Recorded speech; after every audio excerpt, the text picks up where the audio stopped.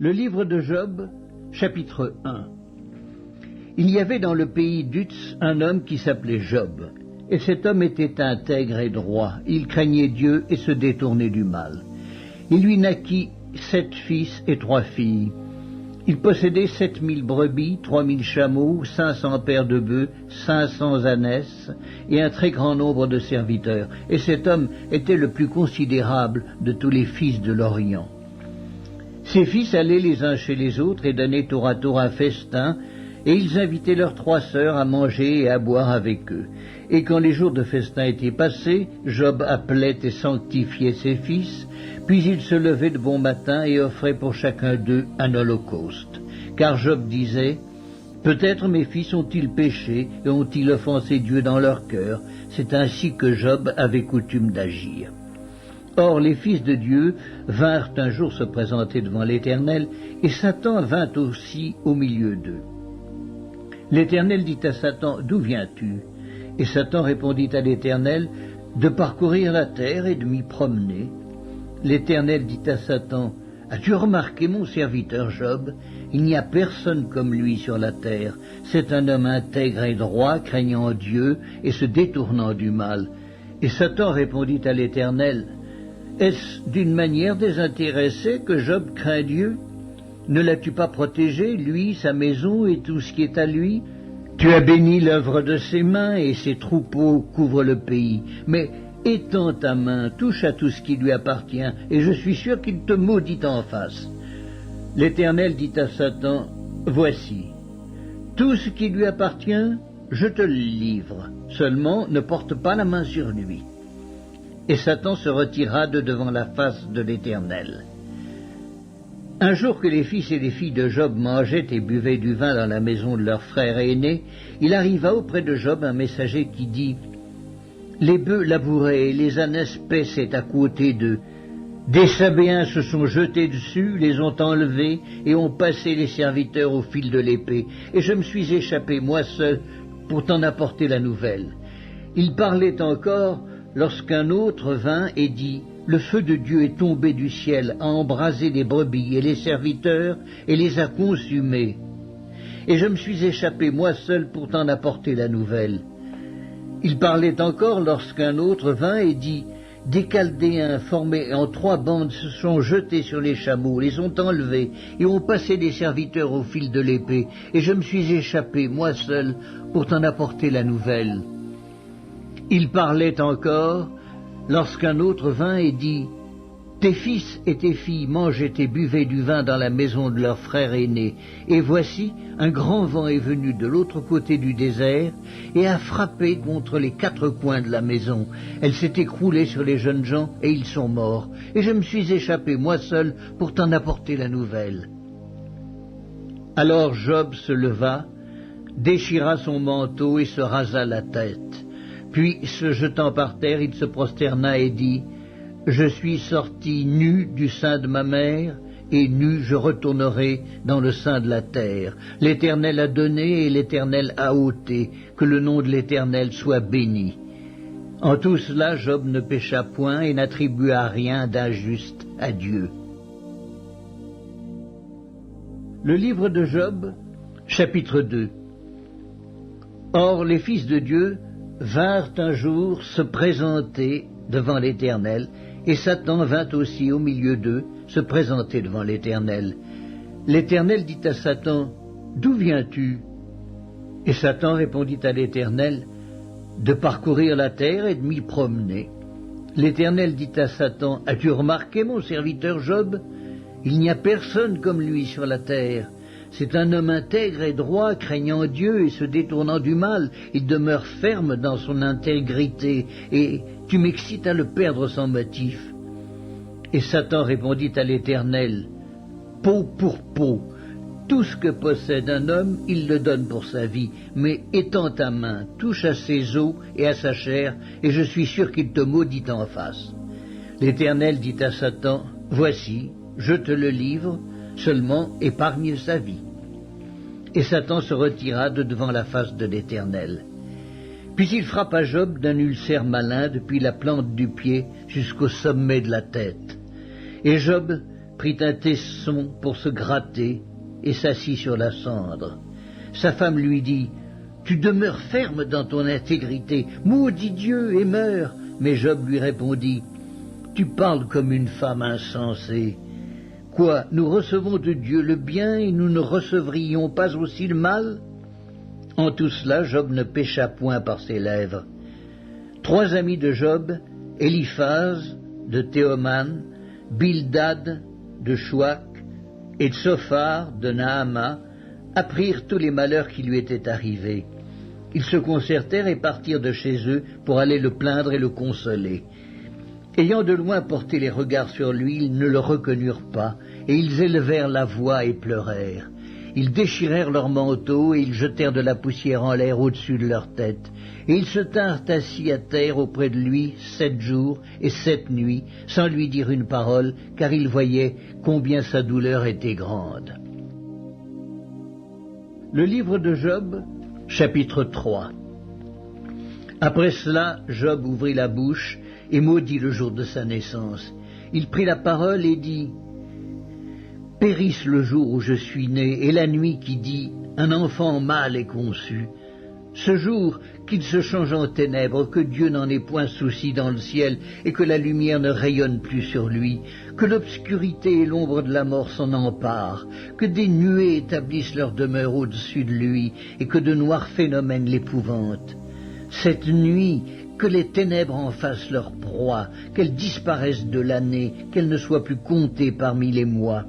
Que cette nuit devienne stérile, que l'allégresse en soit bannie, qu'elle soit maudite par ceux qui maudissent les jours, par ceux qui savent exciter le Léviathan.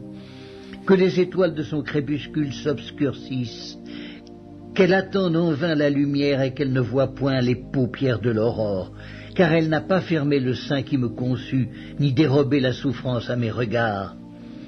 Pourquoi ne suis-je pas mort dans le ventre de ma mère? Pourquoi n'ai-je pas expiré au sortir de ses entrailles? Pourquoi ai-je trouvé des genoux pour me recevoir et des mamelles pour m'allaiter?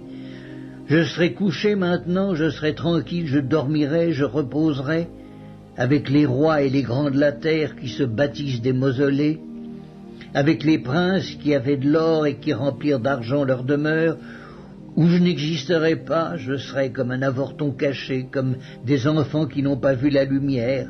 Là ne s'agitent plus les méchants, et ils se reposent ceux qui sont fatigués et sans force.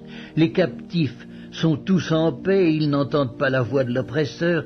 Le petit et le grand sont là, et l'esclave n'est plus soumis à son maître. Pourquoi donne-t-il la lumière à celui qui souffre et la vie à ceux qui ont l'amertume dans l'âme, qui espèrent en vain la mort et qui la convoitent plus qu'un trésor, qui serait transporté de joie et saisi d'allégresse s'il trouvait le tombeau? À l'homme qui ne sait où aller et que Dieu cerne de toutes parts, mes soupirs sont ma nourriture et mes cris se répandent comme l'eau. Ce que je crains, c'est ce qui m'arrive. Ce que je redoute, c'est ce qui m'atteint. Je n'ai ni tranquillité, ni paix, ni repos, et le trouble s'est emparé de moi. Le livre de Job, chapitre 4. Eliphaz de Théman prit la parole et dit, « Si nous osons ouvrir la bouche, en seras-tu peiné? Mais qui pourrait garder le silence? Voici, tu as souvent enseigné les autres, tu as fortifié les mains languissantes, tes paroles ont relevé ceux qui chancelaient, tu as affermi les genoux qui pliaient. Et maintenant qu'il s'agit de toi, tu faiblis, maintenant que tu es atteint, tu te troubles. Ta crainte de Dieu n'est-elle pas ton soutien? Ton espérance, n'est-ce pas ton intégrité? Cherche dans ton souvenir, quel est l'innocent qui a péri? Quels sont les justes qui ont été exterminés? Pour moi, je l'ai vu, ceux qui labourent l'iniquité et qui sèment l'injustice en moissonnent les fruits. Ils périssent par le souffle de Dieu, ils sont consumés par le vent de sa colère. Le rugissement des lions prend fin, les dents des lionceaux sont brisées, le lion périt faute de proie et les petits de la lionne se dispersent. Une parole est arrivée furtivement jusqu'à moi et mon oreille en a recueilli les sons légers. Au moment où les visions de la nuit agitent la pensée, quand les hommes sont livrés à un profond sommeil, Je fus saisi de frayeur et d'épouvante, et tous mes os tremblèrent. Un esprit passa près de moi. Tous mes cheveux se hérissèrent. Une figure d'un aspect inconnu était devant mes yeux, et j'entendis une voix qui murmurait doucement. L'homme serait-il juste devant Dieu? Serait-il pur devant celui qui l'a fait? Si Dieu n'a pas confiance en ses serviteurs, s'il trouve de la folie chez ses anges, combien plus chez ceux qui habitent des maisons d'argile, qui tirent leur origine de la poussière et qui peuvent être écrasés comme un vermisseau. Du matin au soir, ils sont brisés, ils périssent pour toujours, et nul n'y prend garde. Le fil de leur vie est coupé, ils meurent, et ils n'ont pas acquis la sagesse. Le livre de Job, chapitre 5. Crie maintenant, qui te répondra? Auquel dessein t'adresseras-tu? L'insensé périt dans sa colère, le fou meurt dans ses emportements. J'ai vu l'insensé prendre racine, puis soudain j'ai maudit sa demeure, plus de prospérité pour ses fils. Ils sont foulés à la porte et personne qui les délivre. Sa moisson est dévorée par des affamés qui viennent l'enlever jusque dans les épines, et ses biens sont engloutis par des hommes altérés. Le malheur ne sort pas de la poussière et la souffrance ne germe pas du sol.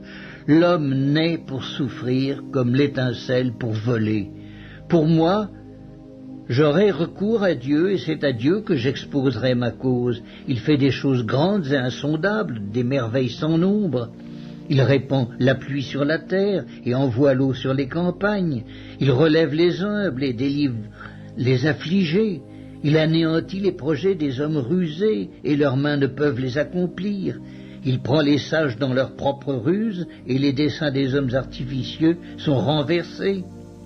Il rencontre les ténèbres au milieu du jour, il tâtonne en plein midi, comme dans la nuit. Ainsi Dieu protège le faible contre leurs menaces et le sauve de la main des puissants. Et l'espérance soutient le malheureux, mais l'iniquité ferme la bouche. Heureux l'homme que Dieu châtie. Ne méprise pas la correction du Tout-Puissant. Il fait la plaie et il la bande. Il blesse et sa main guérit. 6 fois il te délivrera de l'angoisse, et 7 fois le mal ne t'atteindra pas.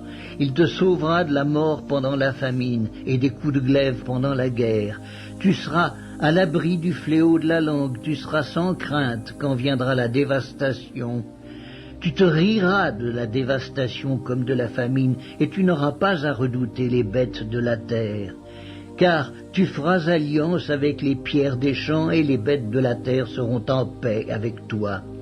Tu jouiras du bonheur sous ta tente, tu retrouveras tes troupeaux au complet.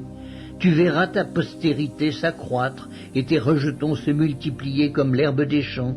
Tu entreras au sépulcre dans la vieillesse comme on emporte une gerbe en son temps. Voilà ce que nous avons reconnu, voilà ce qui est.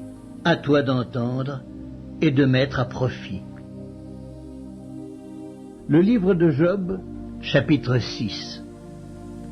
Job prit la parole et dit : « Oh, s'il était possible de peser ma douleur, et si toutes mes calamités étaient sur la balance, elles seraient plus pesantes que le sable de la mer. Voilà pourquoi mes paroles vont jusqu'à la folie. Car les flèches du Tout-Puissant m'ont percé, et mon âme en suce le venin. Les terreurs de Dieu se rangent en bataille contre moi. L'âne sauvage crie-t-il auprès de l'herbe tendre? Le bœuf mugit-il auprès de son fourrage? Peut-on manger ce qui est fade et sans sel? Y a-t-il de la saveur dans le blanc d'un œuf? Ce que je voudrais ne pas toucher, c'est là ma nourriture, si dégoûtante soit-elle. Puisse mon vœu s'accomplir et Dieu veuille réaliser mon espérance. Qu'il plaise à Dieu de m'écraser, qu'il étende sa main et qu'il m'achève. Il me restera du moins une consolation, une joie dans les maux dont il m'accable. Jamais je n'ai transgressé les ordres du Saint. Pourquoi espérer quand je n'ai plus de force? Pourquoi attendre quand ma fin est certaine? Ma force est-elle une force de pierre? Mon corps est-il d'airain? Ne suis-je pas sans ressources et le salut n'est-il pas loin de moi? Celui qui souffre a droit à la compassion de son ami, même quand il abandonnerait la crainte du Tout-Puissant. Mes frères sont perfides comme un torrent, comme le lit des torrents qui disparaissent. Les glaçons en troublent le cours, la neige s'y précipite. Viennent les chaleurs et ils tarissent. Les feux du soleil et leur lit demeurent à sec. Les caravanes se détournent de leur chemin, s'enfoncent dans le désert et périssent. Les caravanes de Théma fixent le regard, les voyageurs de Séba sont pleins d'espoir. Ils sont honteux d'avoir eu confiance, ils restent confondus quand ils arrivent. Ainsi, vous êtes comme si vous n'existiez pas. Vous voyez mon angoisse et vous en avez horreur. Vous ai-je dit, donnez-moi quelque chose, faites en ma faveur des présents avec vos biens, délivrez-moi de la main de l'ennemi, rachetez-moi de la main des méchants. Instruisez-moi et je me tairai. Faites-moi comprendre en quoi j'ai péché, que les paroles vraies sont persuasives. Mais que prouvent vos remontrances? Voulez-vous donc blâmer ce que j'ai dit et ne voir que du vent dans les discours d'un désespéré? Vous accablez un orphelin, vous persécutez votre ami. Regardez-moi, je vous prie. Vous mentirai-je en face? Revenez, ne soyez pas injuste. Revenez et reconnaissez mon innocence. Y a-t-il de l'iniquité sur ma langue et ma bouche ne discerne-t-elle pas le mal? Le livre de Job, chapitre 7. Le sort de l'homme sur la terre est celui d'un soldat et ses jours sont ceux d'un mercenaire. Comme l'esclave soupire après l'ombre, comme l'ouvrier attend son salaire, ainsi j'ai pour partage des mois de douleur, j'ai pour mon lot des nuits de souffrance. Je me couche et je dis, quand me lèverai-je, quand finira la nuit? Et je suis rassasié d'agitation jusqu'au point du jour. Mon corps se couvre de verre et d'une croûte terreuse, ma peau se crevasse et se dissout, mes jours sont plus rapides que la navette du tisserand, ils s'évanouissent, plus d'espérance. Souviens-toi que ma vie est un souffle, mes yeux ne reverront pas le bonheur. L'œil qui me regarde ne me regardera plus, ton œil me cherchera et je ne serai plus. Comme la nuée se dissipe et s'en va, celui qui descend au séjour des morts ne remontera pas. Il ne reviendra plus dans sa maison et le lieu qu'il habitait ne le connaîtra plus. C'est pourquoi je ne retiendrai point ma bouche, je parlerai dans l'angoisse de mon cœur, je me plaindrai dans l'amertume de mon âme. Suis-je une mer ou un monstre marin pour que tu établisses des gardes autour de moi? Quand je dis « Mon lit me soulagera, ma couche calmera mes douleurs », c'est alors que tu m'effraies par des songes, que tu m'épouvantes par des visions. Ah, je voudrais être étranglé, je voudrais la mort plutôt que ces eaux. Je les méprise, je ne vivrai pas toujours. Laisse-moi car ma vie n'est qu'un souffle. Qu'est-ce que l'homme pour que tu en fasses tant de cas, pour que tu daignes prendre garde à lui, pour que tu le visites tous les matins, pour que tu l'éprouves à tous les instants? Quand cesseras-tu d'avoir le regard sur moi? Quand me laisseras-tu le temps d'avaler ma salive? Si j'ai péché, qu'ai-je pu te faire, gardien des hommes? Pourquoi me mettre en butte à tes traits? Pourquoi me rendre à charge à moi-même? Que ne pardonnes-tu mon péché et que n'oublies-tu mon iniquité? Car je vais me coucher dans la poussière, tu me chercheras et je ne serai plus. Le livre de Job, chapitre 8. Bildad de Chouac prit la parole et dit: Jusque à quand veux-tu discourir de la sorte, et les paroles de ta bouche seront-elles un vent impétueux? Dieu renverserait-il le droit? Le Tout-Puissant renverserait-il la justice? Si tes fils ont péché contre lui, il les a livrés à leur péché. Mais toi, si tu as recours à Dieu, si tu implores le Tout-Puissant, si tu es juste et droit, certainement alors il veillera sur toi et rendra le bonheur à ton innocente demeure. Ton ancienne prospérité semblera peu de chose, celle qui t'est réservée sera bien plus grande. Interroge ceux des générations passées, sois attentif à l'expérience de leurs pères, car nous sommes d'hier et nous ne savons rien, nos jours sur la terre ne sont qu'une ombre. Ils t'instruiront, ils te parleront, ils tireront de leur cœur ces sentences. Le jonc croît-il sans marais? Le roseau croît-il sans humidité? Encore vert et sans qu'on le coupe, il sèche plus vite que toutes les herbes. Ainsi arrive-t-il à tous ceux qui oublient Dieu, et l'espérance de l'impie périra. Son assurance est brisée, son soutien est une toile d'araignée. Il s'appuie sur sa maison, et elle n'est pas ferme. Il s'y cramponne, et elle ne résiste pas. Dans toute sa vigueur, en plein soleil, il étend ses rameaux sur son jardin, il entrelace ses racines parmi les pierres, il pénètre jusque dans les murailles. L'arrache-t-on du lieu qu'il occupe, ce lieu le renie. Je ne t'ai point connu. Tels sont les délices que ses voies lui procurent, puis sur le même sol d'autres s'élèvent après lui. Non, Dieu ne rejette point l'homme intègre, et il ne protège point les méchants. Il remplira ta bouche de cris de joie et tes lèvres de chants d'allégresse. Tes ennemis seront couverts de honte, la tente des méchants disparaîtra. Le livre de Job, chapitre 9. Job prit la parole et dit : « Je sais bien qu'il en est ainsi. Comment l'homme serait-il juste devant Dieu? S'il voulait contester avec lui, sur 1000 choses il ne pourrait répondre à une seule. À lui la sagesse et la toute-puissance, qui lui résisterait impunément? Il transporte soudain les montagnes, il les renverse dans sa colère, il secoue la terre sur sa base et ses colonnes sont ébranlées. Il commande au soleil, et le soleil ne paraît pas. Il met un sceau sur les étoiles, seul il étend les cieux, il marche sur les hauteurs de la mer.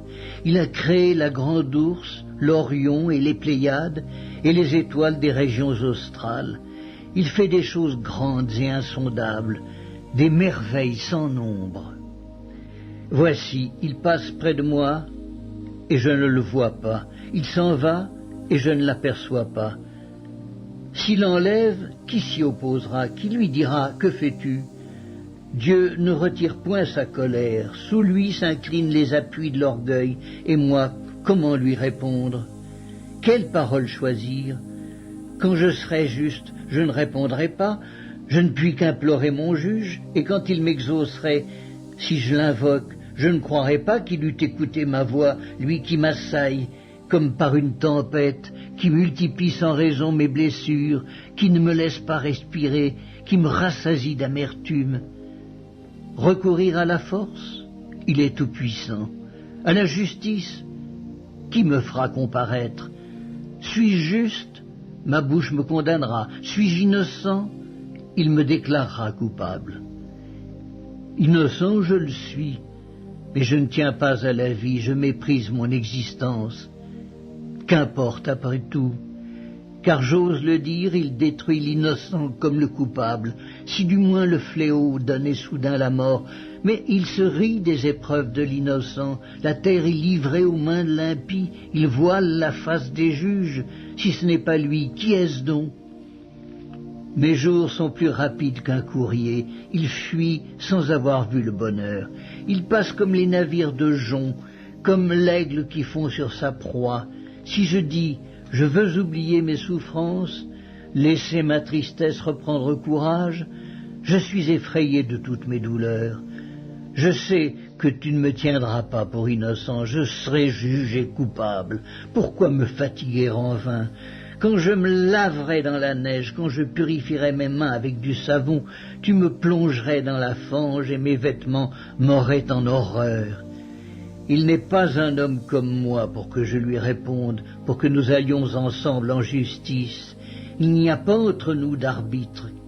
Qu'il pose sa main sur nous deux, qu'il retire sa verge de dessus moi, que cette erreur ne me trouble plus. Alors je parlerai, et je ne le craindrai pas. Autrement, je ne suis point à moi-même. Le livre de Job, chapitre 10. Mon âme est dégoûtée de la vie. Je donnerai cours à ma plainte, je parlerai dans l'amertume de mon âme. Je dis à Dieu: ne me condamne pas, fais-moi savoir pourquoi tu me prends à partie. Te paraît-il bien de maltraiter, de repousser l'ouvrage de tes mains et de faire briller ta faveur sur le conseil des méchants? As-tu des yeux de chair, vois-tu comme voit un homme? Tes jours sont-ils comme les jours de l'homme, et tes années comme ses années, pour que tu recherches mon iniquité, pour que tu t'enquières de mon péché, sachant bien que je ne suis pas coupable et que nul ne peut me délivrer de ta main? Tes mains m'ont formé, elles m'ont créé, elles m'ont fait tout entier, et tu me détruirais? Souviens-toi que tu m'as façonné comme de l'argile. Voudrais-tu de nouveau me réduire en poussière? Ne m'as-tu pas coulé comme du lait? Ne m'as-tu pas caillé comme du fromage? Tu m'as revêtu de peau et de chair, tu m'as tissé d'eau et de nerfs. Tu m'as accordé ta grâce avec la vie, tu m'as conservé par tes soins et sous ta garde. Voici néanmoins ce que tu cachais dans ton cœur, voici, je le sais, ce que tu as résolu en toi-même. Si je pêche, tu m'observes. Tu ne pardonnes pas mon iniquité. Suis-je coupable? Malheur à moi. Suis-je innocent? Je n'ose lever la tête, rassasié de honte et absorbé dans ma misère. Et si j'ose la lever, tu me poursuis comme un lion, tu me frappes encore par des prodiges, tu m'opposes de nouveaux témoins, tu multiplies tes fureurs contre moi, tu m'assailles d'une succession de calamités. Pourquoi m'as-tu fait sortir du sein de ma mère? Je serais mort et aucun œil ne m'aurait vu. Je serais comme si je n'eusse pas existé. Et j'aurais passé du ventre de ma mère au sépulcre. Mes jours ne sont-ils pas en petit nombre? Qu'il me laisse, qu'il se retire de moi et que je respire un peu avant que je m'en aille pour ne plus revenir dans le pays des ténèbres et de l'ombre de la mort, pays d'une obscurité profonde où règne l'ombre de la mort et la confusion et où la lumière est semblable aux ténèbres. Le livre de Job, chapitre 11.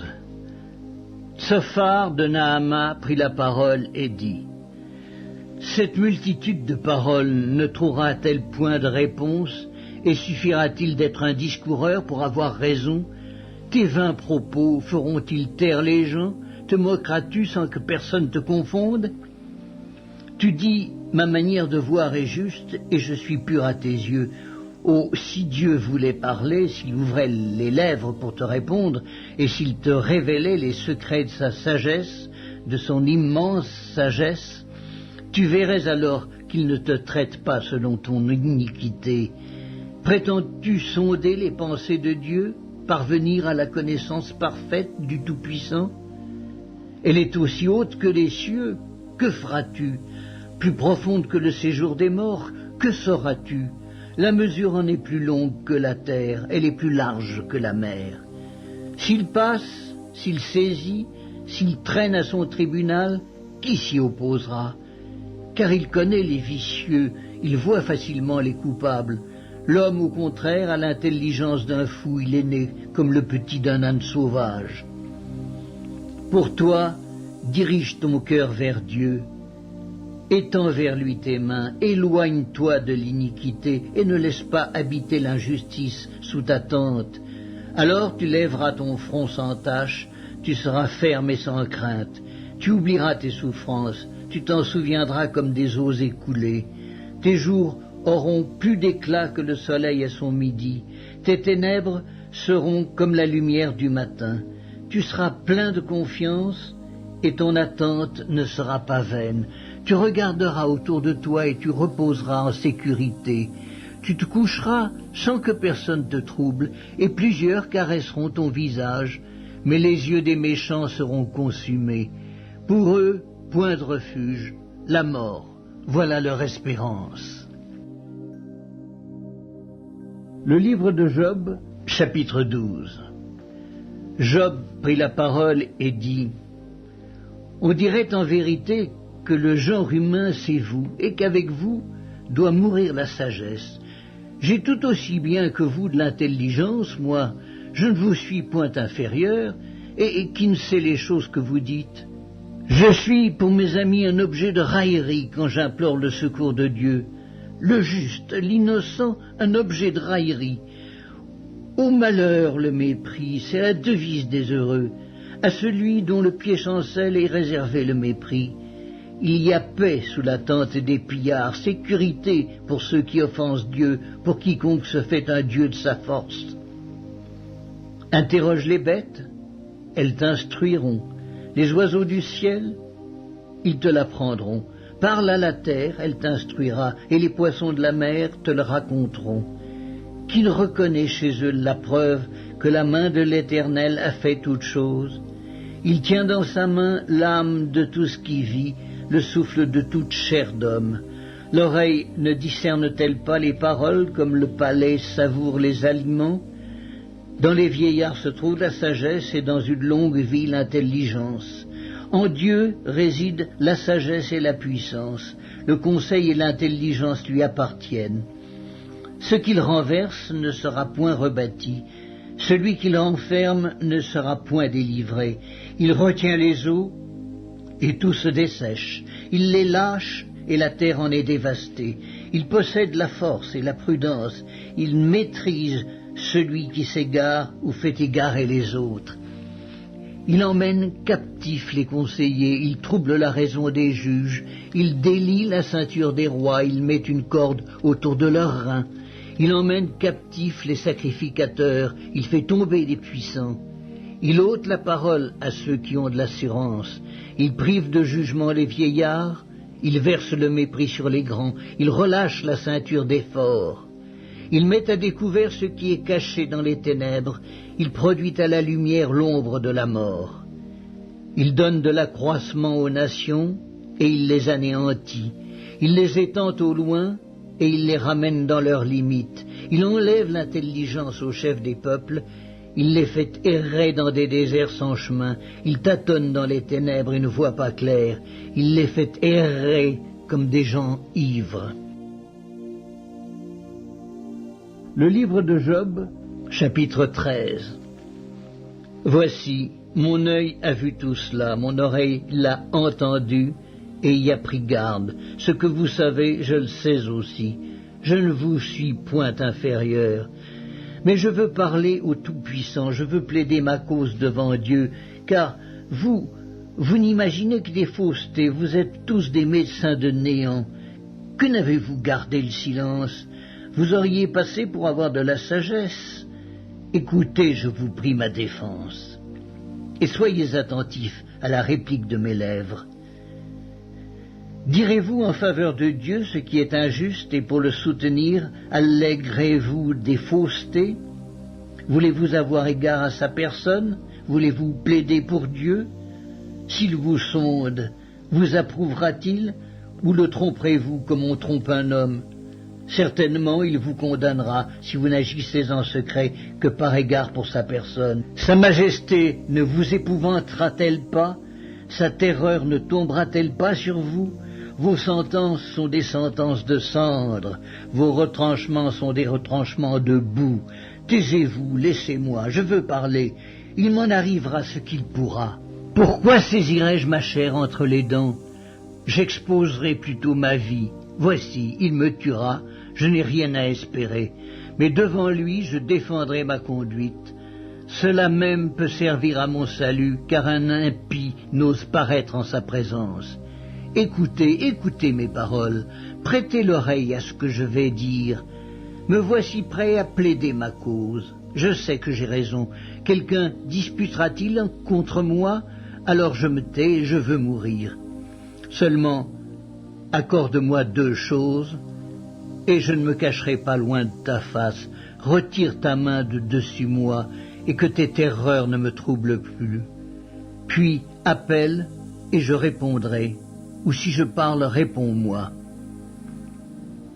Quel est le nombre de mes iniquités et de mes péchés? Fais-moi connaître mes transgressions et mes péchés. Pourquoi caches-tu ton visage et me prends-tu pour ton ennemi? Veux-tu frapper une feuille agitée? Veux-tu poursuivre une paille desséchée? Pourquoi m'infliger d'amères souffrances, me punir pour des fautes de jeunesse? Pourquoi mettre mes pieds dans les ceps, surveiller tous mes mouvements, tracer une limite à mes pas, quand mon corps tombe en pourriture comme un vêtement que dévore la teigne? Le livre de Job, chapitre 14. L'homme né de la femme, sa vie est courte, sans cesse agitée.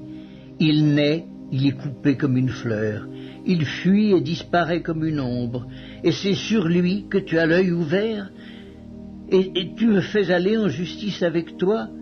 Comment d'un être souillé sortira-t-il un homme pur? Il n'en peut sortir aucun.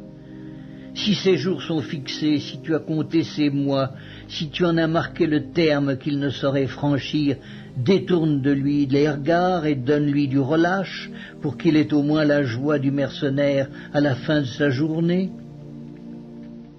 Un arbre a de l'espérance. Quand on le coupe, il repousse, il produit encore des rejetons.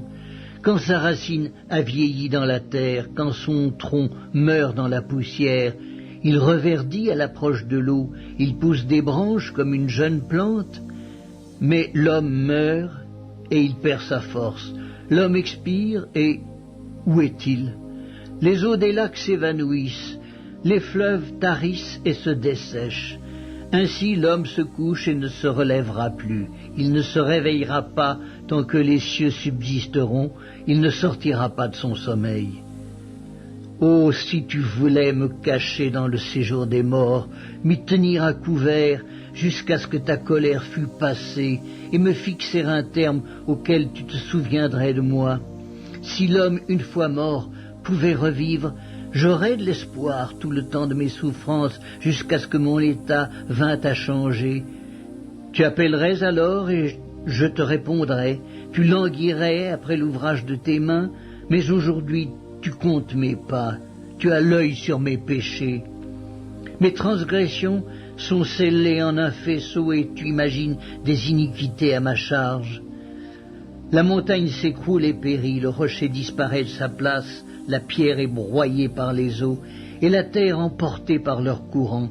Ainsi tu détruis l'espérance de l'homme, tu es sans cesse à l'assaillir, et il s'en va. Tu le défigures, puis tu le renvoies. Que ses fils soient honorés, il n'en sait rien, qu'il soit dans l'abaissement, il l'ignore. C'est pour lui seul qu'il éprouve de la douleur en son corps, c'est pour lui seul qu'il ressent de la tristesse en son âme. Le livre de Job, chapitre 15. Eliphaz de Théman prit la parole et dit: Le sage répond-il par un vain espoir? Se gonfle-t-il la poitrine du vent d'Orient? Est-ce par d'inutiles propos qu'il se défend? Est-ce par des discours qui ne servent à rien? Toi, tu détruis même la crainte de Dieu, tu anéantis tout mouvement de piété devant Dieu. Ton iniquité dirige ta bouche et tu prends le langage des hommes rusés. Ce n'est pas moi, c'est ta bouche qui te condamne, ce sont tes lèvres qui déposent contre toi. Es-tu né le premier des hommes? As-tu été enfanté avant les collines? As-tu reçu les confidences de Dieu? As-tu dérobé la sagesse à ton profit? Que sais-tu que nous ne sachions pas? Quelle connaissance as-tu que nous n'ayons pas? Il y a parmi nous des cheveux blancs, des vieillards, plus riches de jours que ton père. Tiens-tu pour peu de choses les consolations de Dieu et les paroles qui, doucement, se font entendre à toi? Où ton cœur t'entraîne-t-il, et que signifie ce roulement de tes yeux? Quoi, c'est contre Dieu que tu tournes ta colère et que ta bouche exhale de pareils discours? Qu'est-ce que l'homme pour qu'il soit pur? Celui qui est né de la femme peut-il être juste? Si Dieu n'a pas confiance en ses saints, si les cieux ne sont pas purs devant lui, combien moins l'être abominable et pervers, l'homme qui boit l'iniquité comme l'eau? Je vais te parler, écoute-moi. Je raconterai ce que j'ai vu, ce que les sages ont fait connaître, ce qu'ils ont révélé, l'ayant appris de leur père. À eux seuls appartenait le pays, et parmi eux, nul étranger n'était encore venu. Le méchant passe dans l'angoisse tous les jours de sa vie, toutes les années qui sont le partage de l'impie. La voix de la terreur retentit à ses oreilles. Au sein de la paix, le dévastateur va fondre sur lui. Il n'espère pas échapper aux ténèbres. Il voit l'épée qui le menace. Il court çà et là pour chercher du pain. Il sait que le jour des ténèbres l'attend. La détresse et l'angoisse l'épouvantent. Elle l'assaille comme un roi prêt à combattre, car il a levé la main contre Dieu, il a bravé le Tout-Puissant, il a eu l'audace de courir à lui sous le dos épais de ses boucliers. Il avait le visage couvert de graisse, les flancs chargés d'embonpoint, et il habite des villes détruites, des maisons abandonnées, sur le point de tomber en ruine. Il ne s'enrichira plus, sa fortune ne se relèvera pas, sa prospérité ne s'étendra plus sur la terre. Il ne pourra se dérober aux ténèbres, la flamme consumera ses rejetons, et Dieu le fera périr par le souffle de sa bouche. S'il a confiance dans le mal, il se trompe, car le mal sera sa récompense. Elle arrivera avant le terme de ses jours, et son rameau ne verdira plus. Il sera comme une vigne dépouillée de ses fruits encore verts, comme un olivier dont on a fait tomber les fleurs. La maison de l'impie deviendra stérile, et le feu dévorera la tente de l'homme corrompu. Il conçoit le mal, et il enfante le mal. Il mûrit dans son sein des fruits qui le trompent. Le livre de Job, chapitre 16. Job prit la parole et dit: « J'ai souvent entendu pareille chose. Vous êtes tous des consolateurs fâcheux. Quand finiront ces discours en l'air? Pourquoi cette irritation dans tes réponses? Moi aussi je pourrais parler comme vous si vous étiez à ma place. Je vous accablerais de paroles, je secouerais sur vous la tête, je vous fortifierais de la bouche, je remuerais les lèvres pour vous soulager. Si je parle, mes souffrances ne seront point calmées. Si je me tais, en quoi seront-elles moindres? Maintenant, hélas, il m'a épuisé. Tu as ravagé toute ma maison, tu m'as saisi pour témoigner contre moi. Ma maigreur se lève et m'accuse en face. Il me déchire et me poursuit dans sa fureur. Il grince les dents contre moi. Il m'attaque et me perce de son regard. Ils ouvrent la bouche pour me dévorer. Ils m'insultent et me frappent les joues. Ils s'acharnent tous après moi. Dieu me livre à la merci des impies. Il me précipite entre les mains des méchants. J'étais tranquille et il m'a secoué. Il m'a saisi par la nuque et m'a brisé. Il a tiré sur moi comme à un but. Ses traits m'environnent de toutes parts. Il me perce les reins sans pitié. Il répand ma bile sur la terre. Il me fait brèche sur brèche. Il fond sur moi comme un guerrier. J'ai cousu un sac sur ma peau. J'ai roulé ma tête dans la poussière. Les pleurs ont altéré mon visage. L'ombre de la mort est sur mes paupières. Et je n'ai pourtant commis aucune violence. Et ma prière fut toujours pure.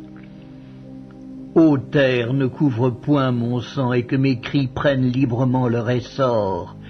Déjà maintenant mon témoin est dans le ciel, mon témoin est dans les lieux élevés. Mes amis se jouent de moi, c'est Dieu que j'implore avec larmes. Puisse-t-il donner à l'homme raison contre Dieu et au Fils de l'homme contre ses amis? Car le nombre de mes années touche à son terme, et je m'en irai par un sentier d'où je ne reviendrai pas. Le livre de Job, chapitre 17. Mon souffle se perd, mes jours s'éteignent, le sépulcre m'attend. Je suis environné de moqueurs et mon œil doit contempler leurs insultes. Sois auprès de toi-même ma caution, autrement qui répondrait pour moi? Car tu as fermé leur cœur à l'intelligence, aussi ne les laisseras-tu pas triompher. On invite ses amis au partage du butin et l'on a des enfants dont les yeux se consument. Il m'a rendu la fable des peuples, et ma personne est un objet de mépris. Mon œil est obscurci par la douleur, tous mes membres sont comme une ombre. Les hommes droits en sont stupéfaits, et l'innocent se soulève contre l'impie. Le juste néanmoins demeure ferme dans sa voie, celui qui a les mains pures se fortifie de plus en plus. Mais vous tous, revenez à vos mêmes discours, et je ne trouverai pas un sage parmi vous. Quoi? Mes jours sont passés, mes projets sont anéantis, les projets qui remplissaient mon cœur. Et ils prétendent que la nuit c'est le jour, que la lumière est proche quand les ténèbres sont là. C'est le séjour des morts que j'attends pour demeure. C'est dans les ténèbres que je dresserai ma couche. Je crie à la fosse, tuez mon père, et au ver, vous êtes ma mère et ma sœur. Mon espérance, où donc est-elle? Mon espérance, qui peut la voir? Elle descendra vers les portes du séjour des morts, quand nous irons ensemble reposer dans la poussière. Le livre de Job, chapitre 18. Bildad de Chouac prit la parole et dit: Quand mettrez-vous un terme à ces discours? Ayez de l'intelligence, puis nous parlerons. Pourquoi sommes-nous regardés comme des bêtes? Pourquoi ne sommes-nous à vos yeux que des brutes? Ô toi qui te déchires dans ta fureur, faut-il à cause de toi que la terre devienne déserte? Faut-il que les rochers disparaissent de leur place? La lumière du méchant s'éteindra et la flamme qui en jaillit cessera de briller. La lumière s'obscurcira sous sa tente et sa lampe au-dessus de lui s'éteindra. Ses pas assurés seront à l'étroit. Malgré ses efforts, il tombera. Car il met les pieds sur un filet, il marche dans les mailles, il est saisi au piège par le talon et le filet s'empare de lui. Le cordeau est caché dans la terre et la trappe est sous son sentier. Des terreurs l'assiègent, l'entourent, le poursuivent par derrière. La faim consume ses forces, la misère est à ses côtés. Les parties de sa peau sont l'une après l'autre dévorées. Ses membres sont dévorés par le premier-né de la mort. Il est arraché de sa tente où il se croyait en sûreté. Il se traîne vers le roi des épouvantements. Nul des siens n'habite sa tente. Le soufre est répandu sur sa demeure. En bas, ses racines se dessèchent, en haut, ses branches sont coupées. Sa mémoire disparaît de la terre, son nom n'est plus sur la surface des champs. Il est poussé de la lumière dans les ténèbres, il est chassé du monde. Il ne laisse ni descendants ni postérité parmi son peuple, ni survivants dans les lieux qu'il habitait. Les générations à venir seront étonnées de sa ruine, et la génération présente sera saisie d'effroi. Point d'autre destinée pour le méchant, point d'autre sort pour qui ne connaît pas Dieu. Job, chapitre 19. Job prit la parole et dit: Jusques à quand affligerez-vous mon âme et m'écraserez-vous de vos discours? Voilà 10 fois que vous m'outragez. N'avez-vous pas honte de m'étourdir ainsi? Si réellement j'ai péché, seul j'en suis responsable. Pensez-vous me traiter avec hauteur? Pensez-vous démontrer que je suis coupable? Sachez alors que c'est Dieu qui me poursuit et qui m'enveloppe de son filet. Voici, je crie à la violence et nul ne répond. J'implore justice et point de justice. Il m'a fermé toute issue et je ne puis passer. Il a répandu des ténèbres sur mes sentiers. Il m'a dépouillé de ma gloire. Il a enlevé la couronne de ma tête. Il m'a brisé de toutes parts et je m'en vais. Il a arraché mon espérance comme un arbre. Il s'est enflammé de colère contre moi. Il m'a traité comme l'un de ses ennemis.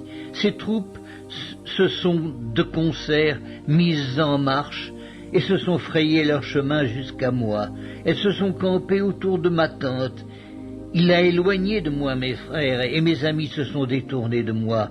Je suis abandonné de mes proches, je suis oublié de mes intimes. Je suis un étranger pour mes serviteurs et mes servantes. Je ne suis plus à leurs yeux qu'un inconnu. J'appelle mon serviteur, et il ne répond pas. Je le supplie de ma bouche, et c'est en vain. Mon humeur est à charge à ma femme et ma plainte au fils de mes entrailles. Je suis méprisé même par des enfants. Si je me lève, je reçois leurs insultes. Ceux que j'avais pour confidents m'ont en horreur. Ceux que j'aimais se sont tournés contre moi. Mes os sont attachés à ma peau et à ma chair. Il ne me reste que la peau des dents. Ayez pitié de moi, vous, mes amis, car la main de Dieu m'a frappé. Pourquoi me poursuivre comme Dieu me poursuit? Pourquoi vous montrer insatiable de ma chair? Oh, je voudrais que mes paroles fussent écrites, qu'elles fussent écrites dans un livre. Je voudrais qu'avec un burin de fer et avec du plomb, elles fussent pour toujours gravées dans le roc. Mais je sais que mon Rédempteur est vivant et qu'il se lèvera le dernier sur la terre. Quand ma peau sera détruite, il se lèvera. Quand je n'aurai plus de chair, je verrai Dieu. Je le verrai et il me sera favorable. Mes yeux le verront et non ceux d'un autre. Mon âme languit d'attente au-dedans de moi. Vous direz alors, pourquoi le poursuivions-nous? Car la justice de ma cause sera reconnue. Craignez pour vous le glaive, les châtiments par le glaive sont terribles, et sachez qu'il y a un jugement. Job, chapitre 20.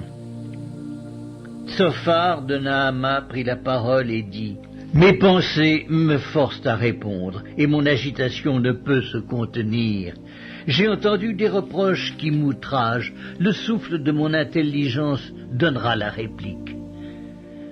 Ne sais-tu pas que de tout temps, depuis que l'homme a été placé sur la terre, le triomphe des méchants a été court et la joie de l'impie momentanée? Quand il s'élèverait jusqu'aux cieux et que sa tête toucherait au nu, il périra pour toujours comme son ordure, et ceux qui le voyaient diront « Où est-il » Il s'envolera comme un songe et on ne le trouvera plus. Il disparaîtra comme une vision nocturne. L'œil qui le regardait ne le regardera plus. Le lieu qu'il habitait ne l'apercevra plus. Ses fils seront assaillis par les pauvres et ses mains restitueront ce qu'il a pris par violence. La vigueur de la jeunesse qui remplissait ses membres aura sa couche avec lui dans la poussière. Le mal était doux à sa bouche, il le cachait sous sa langue, il le savourait sans l'abandonner, il le retenait au milieu de son palais, mais sa nourriture se transformera dans ses entrailles, elle deviendra dans son corps un venin d'aspic. Il a englouti des richesses, il les vomira, Dieu les chassera de son ventre, il a sucé du venin d'aspic, la langue de la vipère le tuera. Il ne reposera plus ses regards sur les ruisseaux, sur les torrents, sur les fleuves de miel et de lait. Il rendra ce qu'il a gagné et n'en profitera plus. Il restituera tout ce qu'il a pris et n'en jouira plus, car il a opprimé, délaissé les pauvres. Il a ruiné des maisons et ne les a pas rétablies. Son avidité n'a point connu de bornes.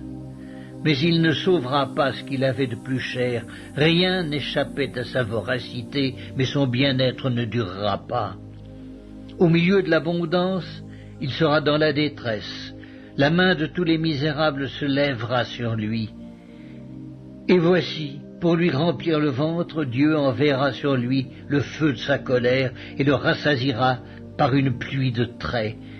S'il échappe aux armes de fer, l'arc d'airain le transpercera, il arrache de son corps le trait qui étincelle au sortir de ses entrailles, et il est en proie aux terreurs de la mort. Toutes les calamités sont réservées à ses trésors.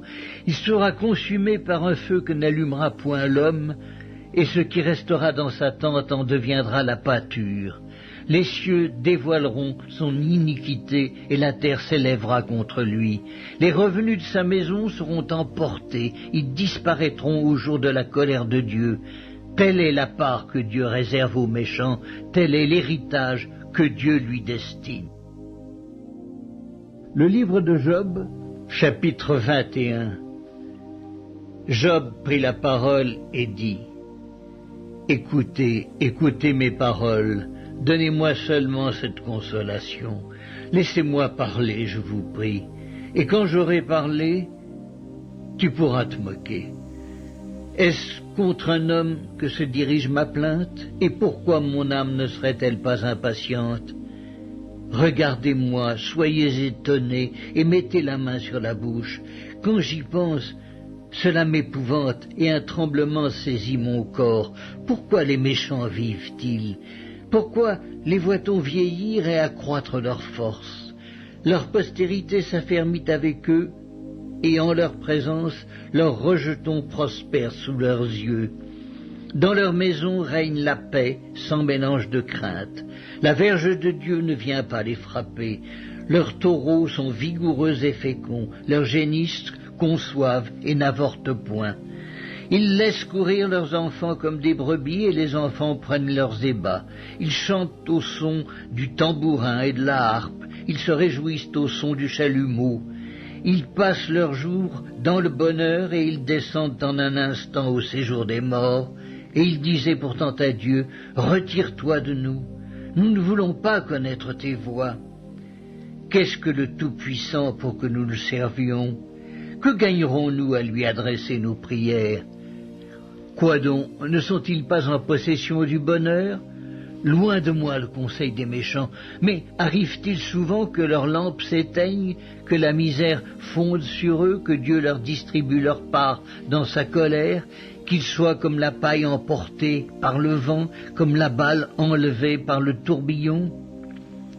Est-ce pour les fils que Dieu réserve le châtiment du Père?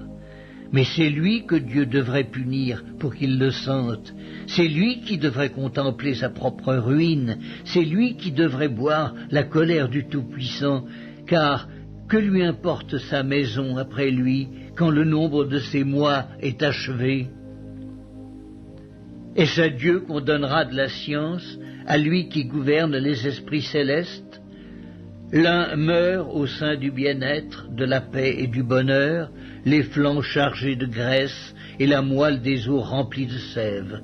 L'autre meurt, l'amertume dans l'âme, sans avoir joui d'aucun bien, et tous deux se couchent dans la poussière, tous deux deviennent la pâture des vers. Je sais bien quelles sont vos pensées, quels jugements iniques vous portez sur moi. Vous dites, où est la maison de l'homme puissant? Où est la tente qu'habitaient les impies? Mais quoi, n'avez-vous point interrogé les voyageurs, et voulez-vous méconnaître ce qu'ils prouvent? Au jour du malheur, le méchant est épargné. Au jour de la colère, il échappe. Qui lui reproche en face sa conduite? Qui lui rend ce qu'il a fait? Il est porté dans un sépulcre et il veille encore sur sa tombe. Les mottes de la vallée lui sont légères, et tous après lui suivront la même voie, comme une multitude l'a déjà suivi. Pourquoi donc m'offrir de vaines consolations? Ce qui reste de vos réponses n'est que perfidie. Le livre de Job, chapitre 22. Eliphaz de Théman prit la parole et dit, « Un homme peut-il être utile à Dieu? Non. Le sage n'est utile qu'à lui-même. Si tu es juste, est-ce à l'avantage du Tout-Puissant? Si tu es intègre dans tes voies, qui gagne-t-il?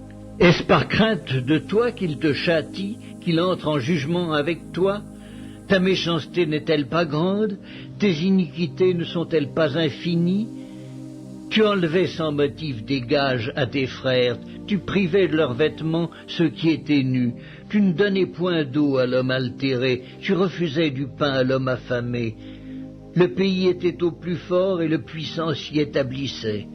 Tu renvoyais les veuves avides, les bras des orphelins étaient brisés. C'est pour cela que tu es entouré de pièges et que la terreur t'a saisi tout à coup.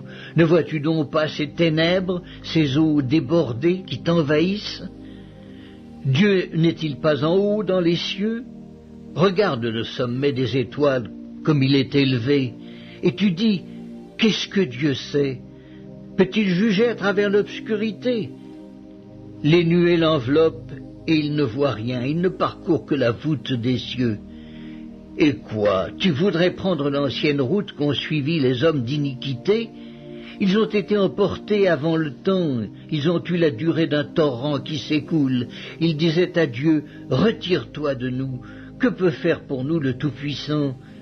Dieu cependant avait rempli de bien leur maison. Loin de moi le conseil des méchants. Les justes, témoins de leur chute, se réjouiront, et l'innocent se moquera d'eux. Voilà nos adversaires anéantis, voilà leur richesse dévorée par le feu. Attache-toi donc à Dieu, et tu auras la paix. Tu jouiras ainsi du bonheur. Reçois de sa bouche instruction, et mets dans ton cœur ses paroles. Tu seras rétabli si tu reviens au Tout-Puissant, si tu éloignes l'iniquité de ta tente. Jette l'or dans la poussière, l'or d'Ophir parmi les cailloux des torrents, et le Tout-Puissant sera ton or, ton argent, ta richesse.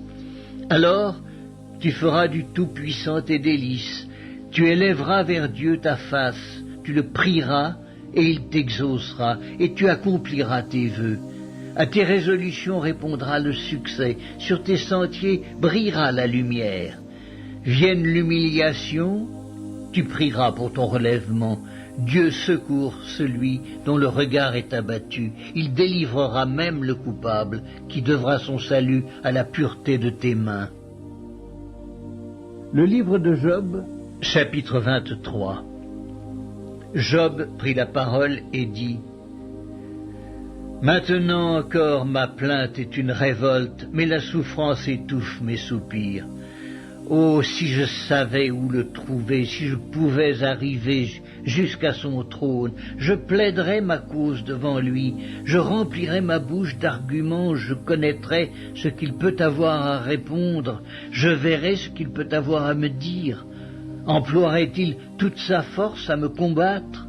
Ne daignerait-il pas au moins m'écouter? Ce serait un homme droit qui plaiderait avec lui, et je serais pour toujours absous par mon juge. Mais si je vais à l'Orient, il n'y est pas. Si je vais à l'Occident, je ne le trouve pas. Est-il occupé au nord? Je ne puis le voir. Se cache-t-il au midi? Je ne puis le découvrir. Il sait néanmoins quelle voie j'ai suivie, et s'il m'éprouvait, je sortirais pur comme l'or.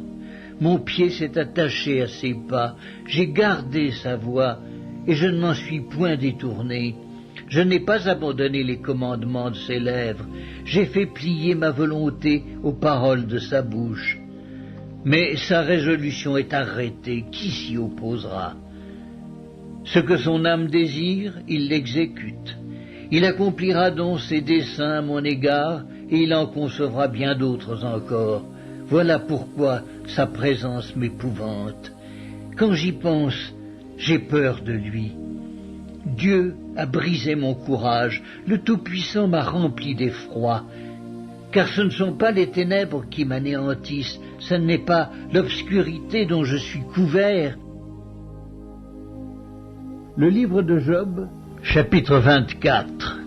Pourquoi le Tout-Puissant ne met-il pas des temps en réserve, et pourquoi ceux qui le connaissent ne voient-ils pas ses jours?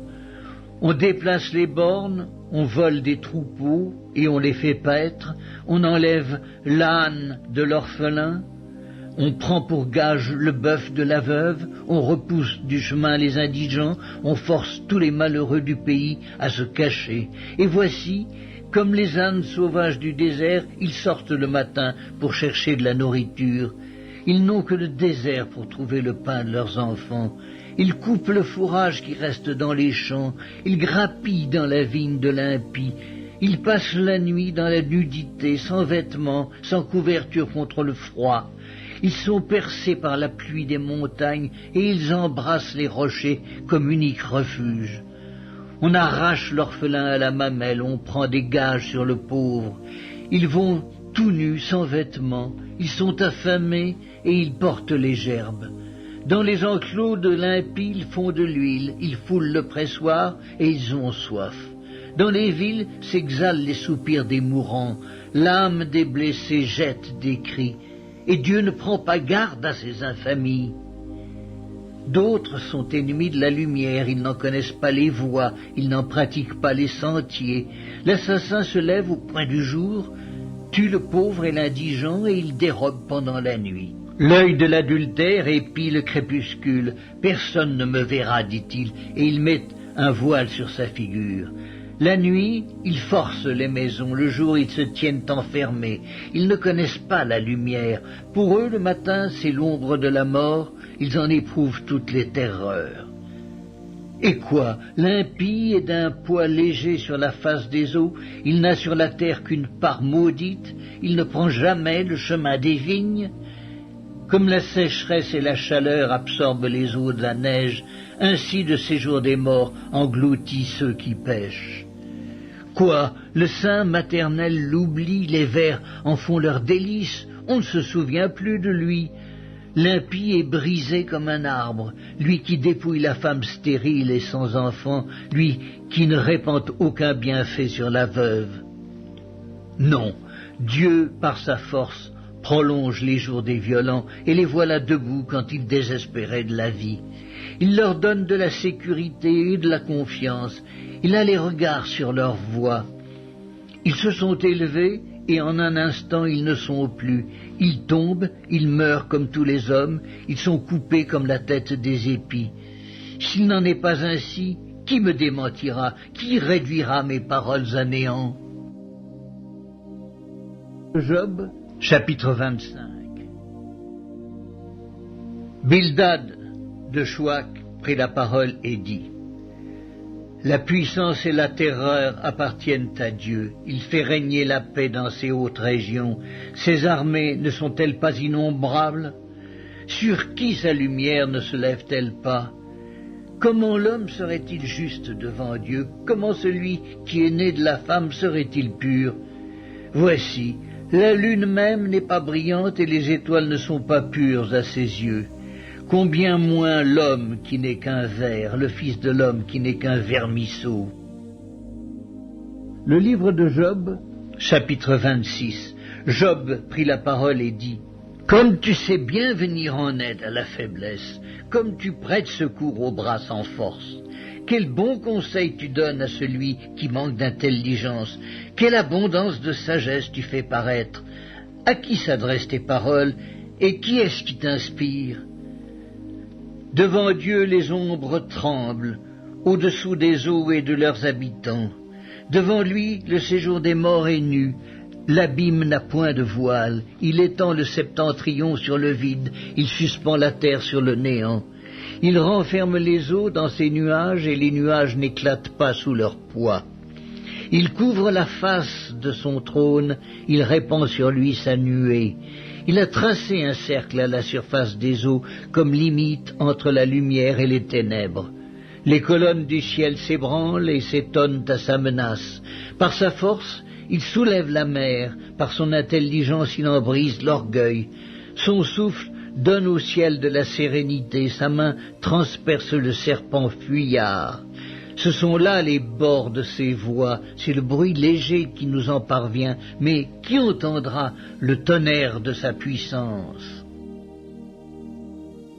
Job, chapitre 27. Job prit de nouveau la parole sous forme sentencieuse et dit: Dieu qui me refuse justice est vivant, le Tout-Puissant qui remplit mon âme d'amertume est vivant. Aussi longtemps que j'aurai ma respiration et que le souffle de Dieu sera dans mes narines, mes lèvres ne prononceront rien d'injuste, ma langue ne dira rien de faux. Loin de moi la pensée de vous donner raison, jusqu'à mon dernier soupir je défendrai mon innocence. Je tiens à me justifier et je ne faiblirai pas. Mon cœur ne me fait de reproches sur aucun de mes jours. Que mon ennemi soit comme le méchant et mon adversaire comme l'impie. Quelle espérance reste-t-il à l'impie quand Dieu coupe le fil de sa vie, quand il lui retire son âme? Est-ce que Dieu écoute ses cris quand l'angoisse vient l'assaillir? Fait-il du Tout-Puissant ses délices? Adresse-t-il en tout temps ses prières à Dieu? Je vous enseignerai les voies de Dieu. Je ne vous cacherai pas les desseins du Tout-Puissant, mais vous les connaissez et vous êtes d'accord. Pourquoi donc vous laisser aller à de vaines pensées? Voici la part que Dieu réserve aux méchants, l'héritage que le Tout-Puissant destine à l'impie. S'il a des fils en grand nombre, c'est pour le glaive et ses rejetons manquent de pain. Ceux qui échappent sont enterrés par la peste et leurs veuves ne les pleurent pas. S'il amasse l'argent comme la poussière, s'il entasse les vêtements comme la boue, c'est lui qui entasse, mais c'est le juste qui se revêt, c'est l'homme intègre qui a l'argent à partage. Sa maison est comme celle que bâtit la teigne, comme la cabane que fait un gardien. Il se couche riche et il meurt dépouillé. Il ouvre les yeux et tout a disparu. Les terreurs le surprennent comme des eaux. un tourbillon l'enlève au milieu de la nuit, le vent d'Orient l'emporte et il s'en va, il l'arrache violemment de sa demeure, Dieu lance sans pitié des traits contre lui, et le méchant voudrait fuir pour les éviter. On bat des mains à sa chute, et on le siffle à son départ. Le livre de Job, chapitre 28. Il y a pour l'argent une mine d'où on le fait sortir, et pour l'or un lieu d'où on l'extrait pour l'affiner. Le fer se tire de la poussière et la pierre se fond pour produire l'airain. L'homme fait cesser les ténèbres. Il explore jusque dans les endroits les plus profonds, les pierres cachées dans l'obscurité et dans l'ombre de la mort. Il creuse un puits loin des lieux habités. Ses pieds ne lui sont plus en aide, et il est suspendu, balancé, loin des humains. La terre d'où sort le pain est bouleversée dans ses entrailles comme par le feu. Ces pierres contiennent du saphir, et l'on y trouve de la poudre d'or. L'oiseau de proie n'en connaît pas le sentier, l'œil du vautour ne l'a point aperçu. Les plus fiers animaux ne l'ont point foulé, le lion n'y a jamais passé, l'homme porte sa main sur le roc, il renverse les montagnes depuis la racine, il ouvre des tranchées dans les rochers, et son œil contemple tout ce qu'il y a de précieux. Il arrête l'écoulement des eaux, et il produit à la lumière ce qui est caché. Mais la sagesse, où se trouve-t-elle? Où est la demeure de l'intelligence? L'homme n'en connaît point le prix. Elle ne se trouve pas dans la terre des vivants. L'abîme dit, elle n'est point en moi, et la mer dit, elle n'est point avec moi. Elle ne se donne pas contre de l'or pur, elle ne s'achète pas au poids de l'argent, elle ne se pèse pas comme l'or d'Ophir, ni contre le précieux onyx, ni contre le saphir. Elle ne peut se comparer à l'or ni au verre, elle ne peut s'échanger pour un vase d'or fin. Le corail et le cristal ne sont rien auprès d'elle. La sagesse vaut plus que les perles. La topaze d'Éthiopie n'est point son égale, et l'or pur n'entre pas en balance avec elle. D'où vient donc la sagesse? Où est la demeure de l'intelligence? Elle est cachée aux yeux de tout vivant, elle est cachée aux oiseaux du ciel. Le gouffre et la mort disent, nous en avons entendu parler, c'est Dieu qui en sait le chemin, c'est lui qui en connaît la demeure, car il voit jusqu'aux extrémités de la terre. Il aperçoit tout sous les cieux. Quand il régla le poids du vent et qu'il fixa la mesure des eaux, quand il donna des lois à la pluie et qu'il traça la route de l'éclair et du tonnerre, alors il vit la sagesse et la manifesta. Il en posa les fondements et la mit à l'épreuve. Puis il dit à l'homme, voici, la crainte du Seigneur, c'est la sagesse. S'éloigner du mal, c'est l'intelligence. Job, chapitre 29. Job prit de nouveau la parole sous forme sentencieuse et dit, oh, que ne puis-je être comme au mois du passé, comme au jour où Dieu me gardait, quand sa lampe brillait sur ma tête et que sa lumière me guidait dans les ténèbres. Que ne suis-je comme au jour de ma vigueur, où Dieu veillait en ami sur ma tente, quand le Tout-Puissant était encore avec moi et que mes enfants m'entouraient. Quand mes pieds se baignaient dans la crème et que le rocher répandait près de moi des ruisseaux d'huile. Si je sortais pour aller à la porte de la ville et si je me faisais préparer un siège dans la place, les jeunes gens se retiraient à mon approche, les vieillards se levaient et se tenaient debout. Les princes arrêtaient leur discours et mettaient la main sur leur bouche. La voix des chefs se taisait et leur langue s'attachait à leur palais. L'oreille qui m'entendait me disait heureux, l'œil qui me voyait me rendait témoignage, car je sauvais le pauvre qui implorait du secours et l'orphelin qui manquait d'appui. La bénédiction du malheureux venait sur moi, je remplissais de joie le cœur de la veuve, je me revêtais de la justice et je lui servais de vêtements. J'avais ma droiture pour manteau et pour turban. J'étais l'œil de l'aveugle et le pied du boiteux. J'étais le père des misérables. J'examinais la cause de l'inconnu, je brisais la mâchoire de l'injuste, et j'arrachais de ses dents la proie. Alors je disais, je mourrai dans mon nid, mes jours seront abondants comme le sable, l'eau pénétrera dans mes racines, la rosée passera la nuit sur mes branches, ma gloire reverdira sans cesse, et mon arc rajeunira dans ma main. On m'écoutait et l'on restait dans l'attente. On gardait le silence devant mes conseils. Après mes discours, nul ne répliquait, et ma parole était pour tous une bienfaisante rosée. Ils comptaient sur moi comme sur la pluie, ils ouvraient la bouche comme pour une pluie de printemps. Je leur souriais quand ils perdaient courage, et l'on ne pouvait chasser la sérénité de mon front. J'aimais à aller vers eux, et je m'asseyais à leur tête. J'étais comme un roi au milieu d'une troupe, comme un consolateur auprès des affligés. Le livre de Job, chapitre 30. Et maintenant, je suis la risée de plus jeunes que moi, de ceux dont je dédaignais de mettre les pères parmi les chiens de mon troupeau. Mais à quoi me servirait la force de leurs mains? Ils sont incapables d'atteindre la vieillesse, desséchés par la misère et la faim. Ils fuient dans les lieux arides depuis longtemps abandonnés et déserts.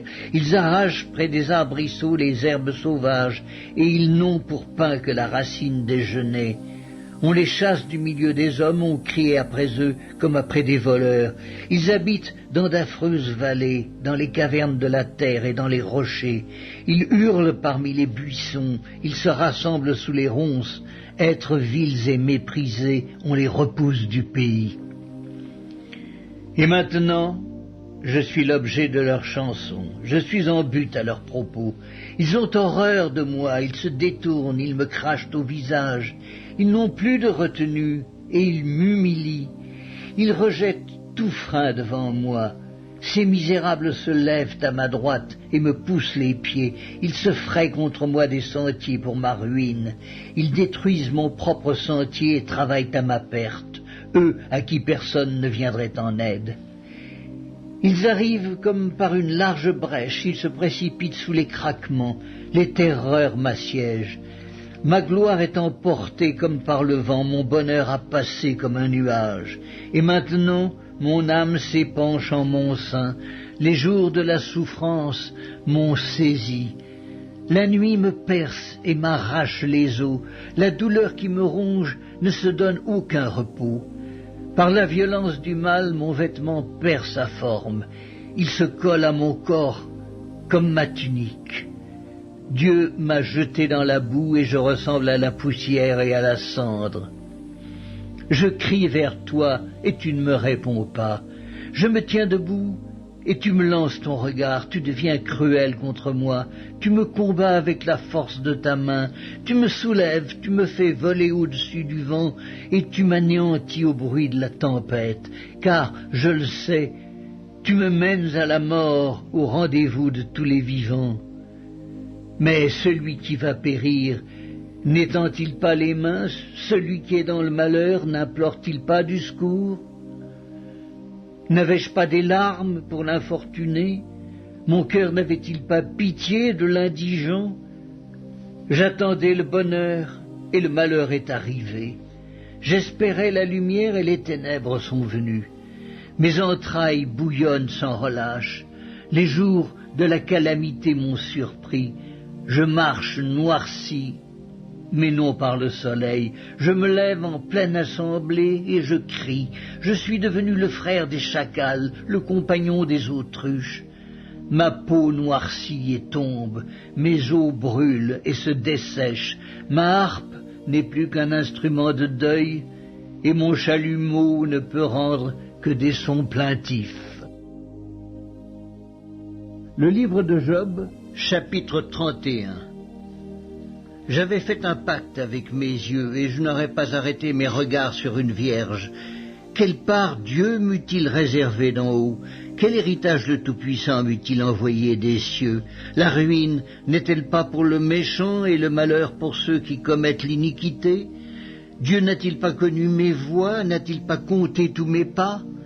Si j'ai marché dans le mensonge, si mon pied a couru vers la fraude, que Dieu me pèse dans des balances justes, et il reconnaîtra mon intégrité.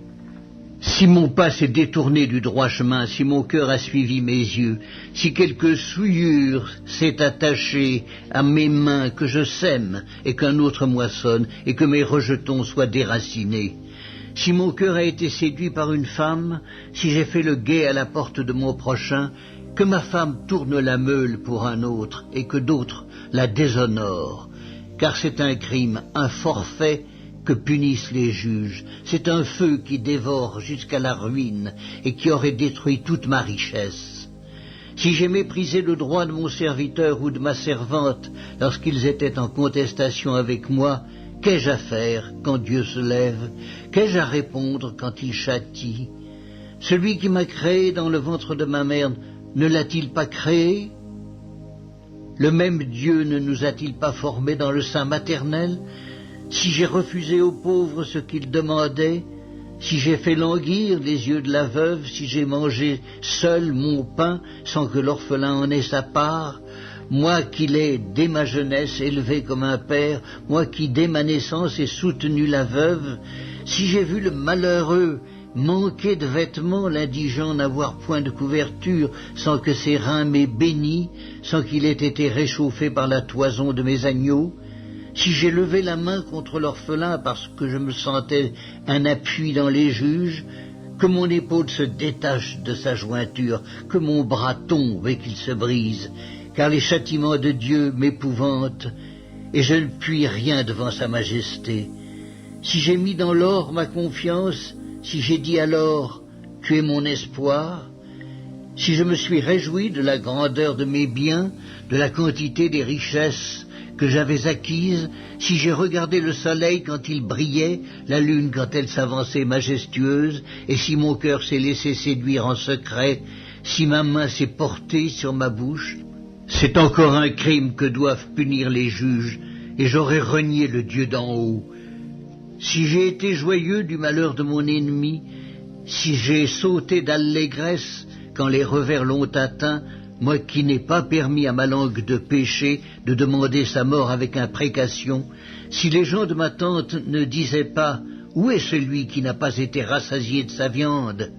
Si l'étranger passait la nuit dehors, si je n'ouvrais pas ma porte aux voyageurs, si, comme les hommes, j'ai caché mes transgressions et renfermé mes iniquités dans mon sein parce que j'avais peur de la multitude, parce que je craignais le mépris des familles, me tenant à l'écart et n'osant franchir ma porte.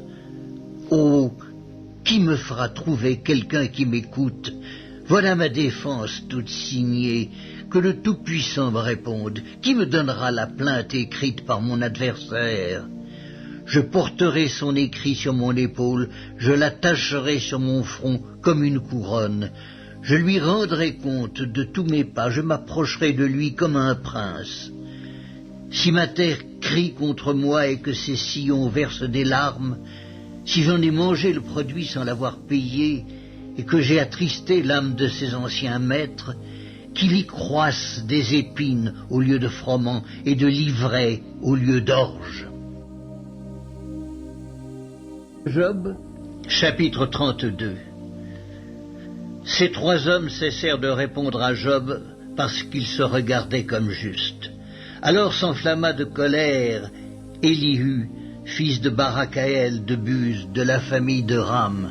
Sa colère s'enflamma contre Job parce qu'il se disait juste devant Dieu, et sa colère s'enflamma contre ses trois amis parce qu'ils ne trouvaient rien à répondre et que néanmoins ils condamnaient Job.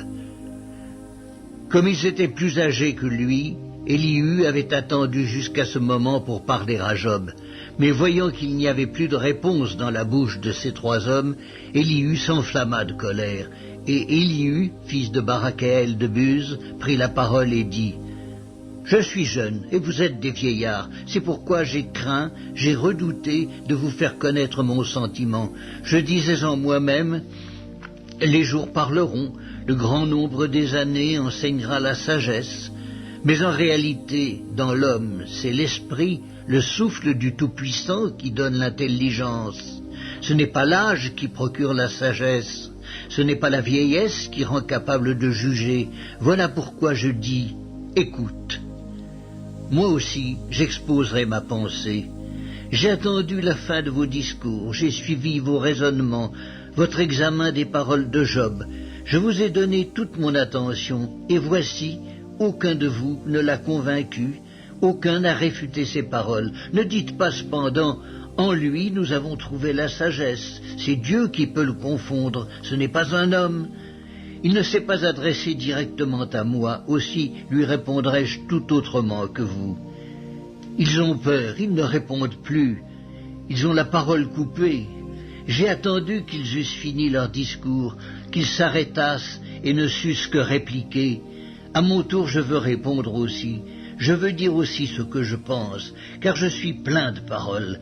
L'esprit me presse au-dedans de moi. Mon intérieur est comme un vin qui n'a pas d'issue, comme des outres neuves qui vont éclater. Je parlerai pour respirer à l'aise, j'ouvrirai mes lèvres et je répondrai. Je n'aurai point égard à l'apparence, et je ne flatterai personne, car je ne sais pas flatter. Mon Créateur m'enlèverait bien vite. Le livre de Job, chapitre 33. Maintenant donc, Job, écoute mes discours, prête l'oreille à toutes mes paroles. Voici, j'ouvre la bouche, ma langue se remue dans mon palais, c'est avec droiture de cœur que je vais parler, c'est la vérité pure qu'exprimeront mes lèvres.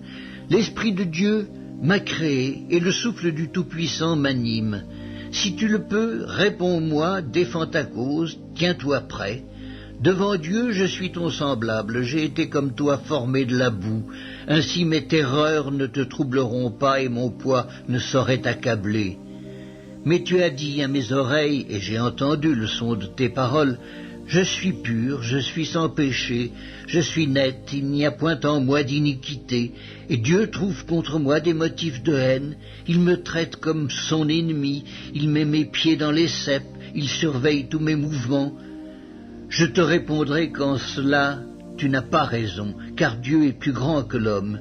Veux-tu donc disputer avec lui parce qu'il ne rend aucun compte de ses actes? Dieu parle cependant, tantôt d'une manière, tantôt d'une autre, et l'on n'y prend point garde. Il parle par des songes, par des visions nocturnes, quand les hommes sont livrés à un profond sommeil, quand ils sont endormis sur leur couche. Alors il leur donne des avertissements et met le sceau à ses instructions, afin de détourner l'homme du mal et de le préserver de l'orgueil, afin de garantir son âme de la fausse et sa vie des coups du glaive. Par la douleur aussi, l'homme est repris sur sa couche, quand une lutte continue vient agiter ses os. Alors, il prend en dégoût le pain, même les aliments les plus exquis. Sa chair se consume et disparaît, ses os qu'on ne voyait pas sont mis à nu. Son âme s'approche de la fosse et sa vie des messagers de la mort. Mais s'il se trouve pour lui un ange intercesseur, un d'entre les 1000 qui annoncent à l'homme la voie qu'il doit suivre, Dieu a compassion de lui et dit à l'ange, délivre-le, afin qu'il ne descende pas dans la fosse. J'ai trouvé une rançon, et sa chair a plus de fraîcheur qu'au premier âge, il revient au jour de sa jeunesse. Il adresse à Dieu sa prière et Dieu lui est propice, lui laisse voir sa face avec joie et lui rend son innocence. Il chante devant les hommes et dit « J'ai péché, j'ai violé la justice, et je n'ai pas été puni comme je le méritais. Dieu a délivré mon âme pour qu'elle n'entrât pas dans la fosse, et ma vie s'épanouit à la lumière. Voilà tout ce que Dieu fait, 2 fois, 3 fois avec l'homme, pour ramener son âme de la fosse, pour l'éclairer de la lumière des vivants. Sois attentif, Job, écoute-moi. Tais-toi, et je parlerai. Si tu as quelque chose à dire, réponds-moi. Parle, car je voudrais te donner raison. Si tu n'as rien à dire, écoute-moi. Tais-toi et je t'enseignerai la sagesse. le livre de Job, chapitre 34. Élihu reprit et dit, « Sages, écoutez mes discours, vous qui êtes intelligents, prêtez-moi l'oreille, car l'oreille discerne les paroles comme le palais savoure les aliments. Choisissons ce qui est juste, voyons entre nous ce qui est bon. » Job dit, « Je suis innocent, et Dieu me refuse justice. J'ai raison et je passe pour menteur. Ma plaie est douloureuse et je suis sans péché. Y a-t-il un homme semblable à Job, buvant la raillerie comme l'eau, marchant en société de ceux qui font le mal, cheminant de pair avec les impies? Car il a dit, il est inutile à l'homme de mettre son plaisir en Dieu. Écoutez-moi donc, hommes de sens, loin de Dieu l'injustice, loin du Tout-Puissant l'iniquité. Il rétribue chacun selon ses voies, il rend à l'homme selon ses œuvres. Non, certes, Dieu ne commet pas l'iniquité, le Tout-Puissant ne viole pas la justice. Qui l'a chargé de gouverner la terre? Qui a confié l'univers à ses soins? S'il ne pensait qu'à lui-même, s'il retirait à lui son esprit et son souffle, toute chair périrait soudain, et l'homme rentrerait dans la poussière. Si tu as de l'intelligence, écoute ceci, prête l'oreille au son de mes paroles. Un ennemi de la justice régnerait-il? Et condamneras-tu le juste, le puissant, qui proclame la méchanceté des rois et l'iniquité des princes, qui n'a point égard à l'apparence des grands et ne distingue pas le riche du pauvre, parce que tous sont l'ouvrage de ses mains? En un instant, il perd de la vie. Au milieu de la nuit, un peuple chancelle et périt. Le puissant disparaît sans la main d'aucun homme, car Dieu voit la conduite de tous. Il a les regards sur les pas de chacun. Il n'y a ni ténèbres ni ombre de la mort où puissent se cacher ceux qui commettent l'iniquité. Dieu n'a pas besoin d'observer longtemps pour qu'un homme entre en jugement avec lui. Il brise les grands sans information, et il en met d'autres à leur place, car il connaît leurs œuvres. Il les renverse de nuit, et ils sont écrasés. Il les frappe comme des impies, à la face de tous les regards, et se détournant de lui, en abandonnant toutes ses voies, ils ont fait monter à Dieu le cri du pauvre. Ils l'ont rendu attentif au cri des malheureux. S'il donne le repos, qui répandra le trouble? S'il cache sa face, qui pourra le voir? Il traite à l'égal soit une nation, soit un homme, afin que l'impie ne domine plus, et qu'il ne soit plus un piège pour le peuple. Car a-t-il jamais dit à Dieu, « J'ai été châtié, je ne pécherai plus » Montre-moi ce que je ne vois pas. Si j'ai commis des injustices, je n'en commettrai plus. Est-ce d'après toi que Dieu rendra la justice? C'est toi qui rejettes, qui choisis, mais non pas moi. Ce que tu sais, dis-le donc. Les hommes de sens seront de mon avis. Le sage qui m'écoute pensera comme moi. Job parle sans intelligence, et ses discours manquent de raison. Qu'il continue donc à être éprouvé, puisqu'il répond comme font les méchants, car il ajoute à ses fautes de nouveaux péchés. Il bat des mains au milieu de nous, il multiplie ses paroles contre Dieu. Le livre de Job, chapitre 35. Élihu reprit et dit, « Imagines-tu avoir raison? Penses-tu te justifier devant Dieu quand tu dis « Que me sert-il, que me revient-il de ne pas pécher ?» C'est à toi que je vais répondre et à tes amis en même temps. Considère les cieux et regarde. Vois les nuées comme elles sont au-dessus de toi. Si tu pèches, quel tort lui causes-tu? Et quand tes péchés se multiplient, que lui fais-tu? Si tu es juste, que lui donnes-tu? Que reçoit-il de ta main? Ta méchanceté ne peut nuire qu'à ton semblable, ta justice n'est utile qu'au Fils de l'homme. On crie contre la multitude des oppresseurs, on se plaint de la violence d'un grand nombre, mais nul ne dit « Où est Dieu, mon Créateur, qui inspire des chants d'allégresse pendant la nuit, qui nous instruit plus que les bêtes de la terre et nous donne l'intelligence plus qu'aux oiseaux du ciel ?» On a beau crier alors, Dieu ne répond pas à cause de l'orgueil des méchants. C'est en vain que l'on crie, Dieu n'écoute pas, le Tout-Puissant n'y a point égard. Bien que tu dises que tu ne le vois pas, ta cause est devant lui. Attends-le. Mais parce que sa colère ne sévit point encore, ce n'est pas à dire qu'il est peu souci de ton crime. Ainsi Job ouvre vainement la bouche, il multiplie les paroles sans intelligence. le livre de Job, chapitre 36. Élihu continua et dit, Attends un peu et je vais poursuivre, car j'ai des paroles encore pour la cause de Dieu. Je prendrai mes raisons de haut et je prouverai la justice de mon Créateur. Sois-en sûr, mes discours ne sont pas des mensonges, mes sentiments devant toi sont sincères. Dieu est puissant, mais il ne rejette personne. Il est puissant par la force de son intelligence. Il ne laisse pas vivre le méchant, et il fait droit aux malheureux. Il ne détourne pas les yeux de dessus les justes. Il les place sur le trône avec les rois. Il les y fait asseoir pour toujours, afin qu'ils soient élevés. Viennent-ils à tomber dans les chaînes? Sont-ils pris dans les liens de l'adversité? Il leur dénonce leurs œuvres, leurs transgressions, leur orgueil. Il les avertit pour leur instruction. Il les exhorte à se détourner de l'iniquité. S'ils écoutent et se soumettent, ils achèvent leurs jours dans le bonheur, leurs années dans la joie. S'ils n'écoutent pas, ils périssent par le glaive. Ils expirent dans leur aveuglement. Les impies se livrent à la colère. Ils ne crient pas à Dieu quand il les enchaîne. Ils perdent la vie dans leur jeunesse, ils meurent comme les débauchés.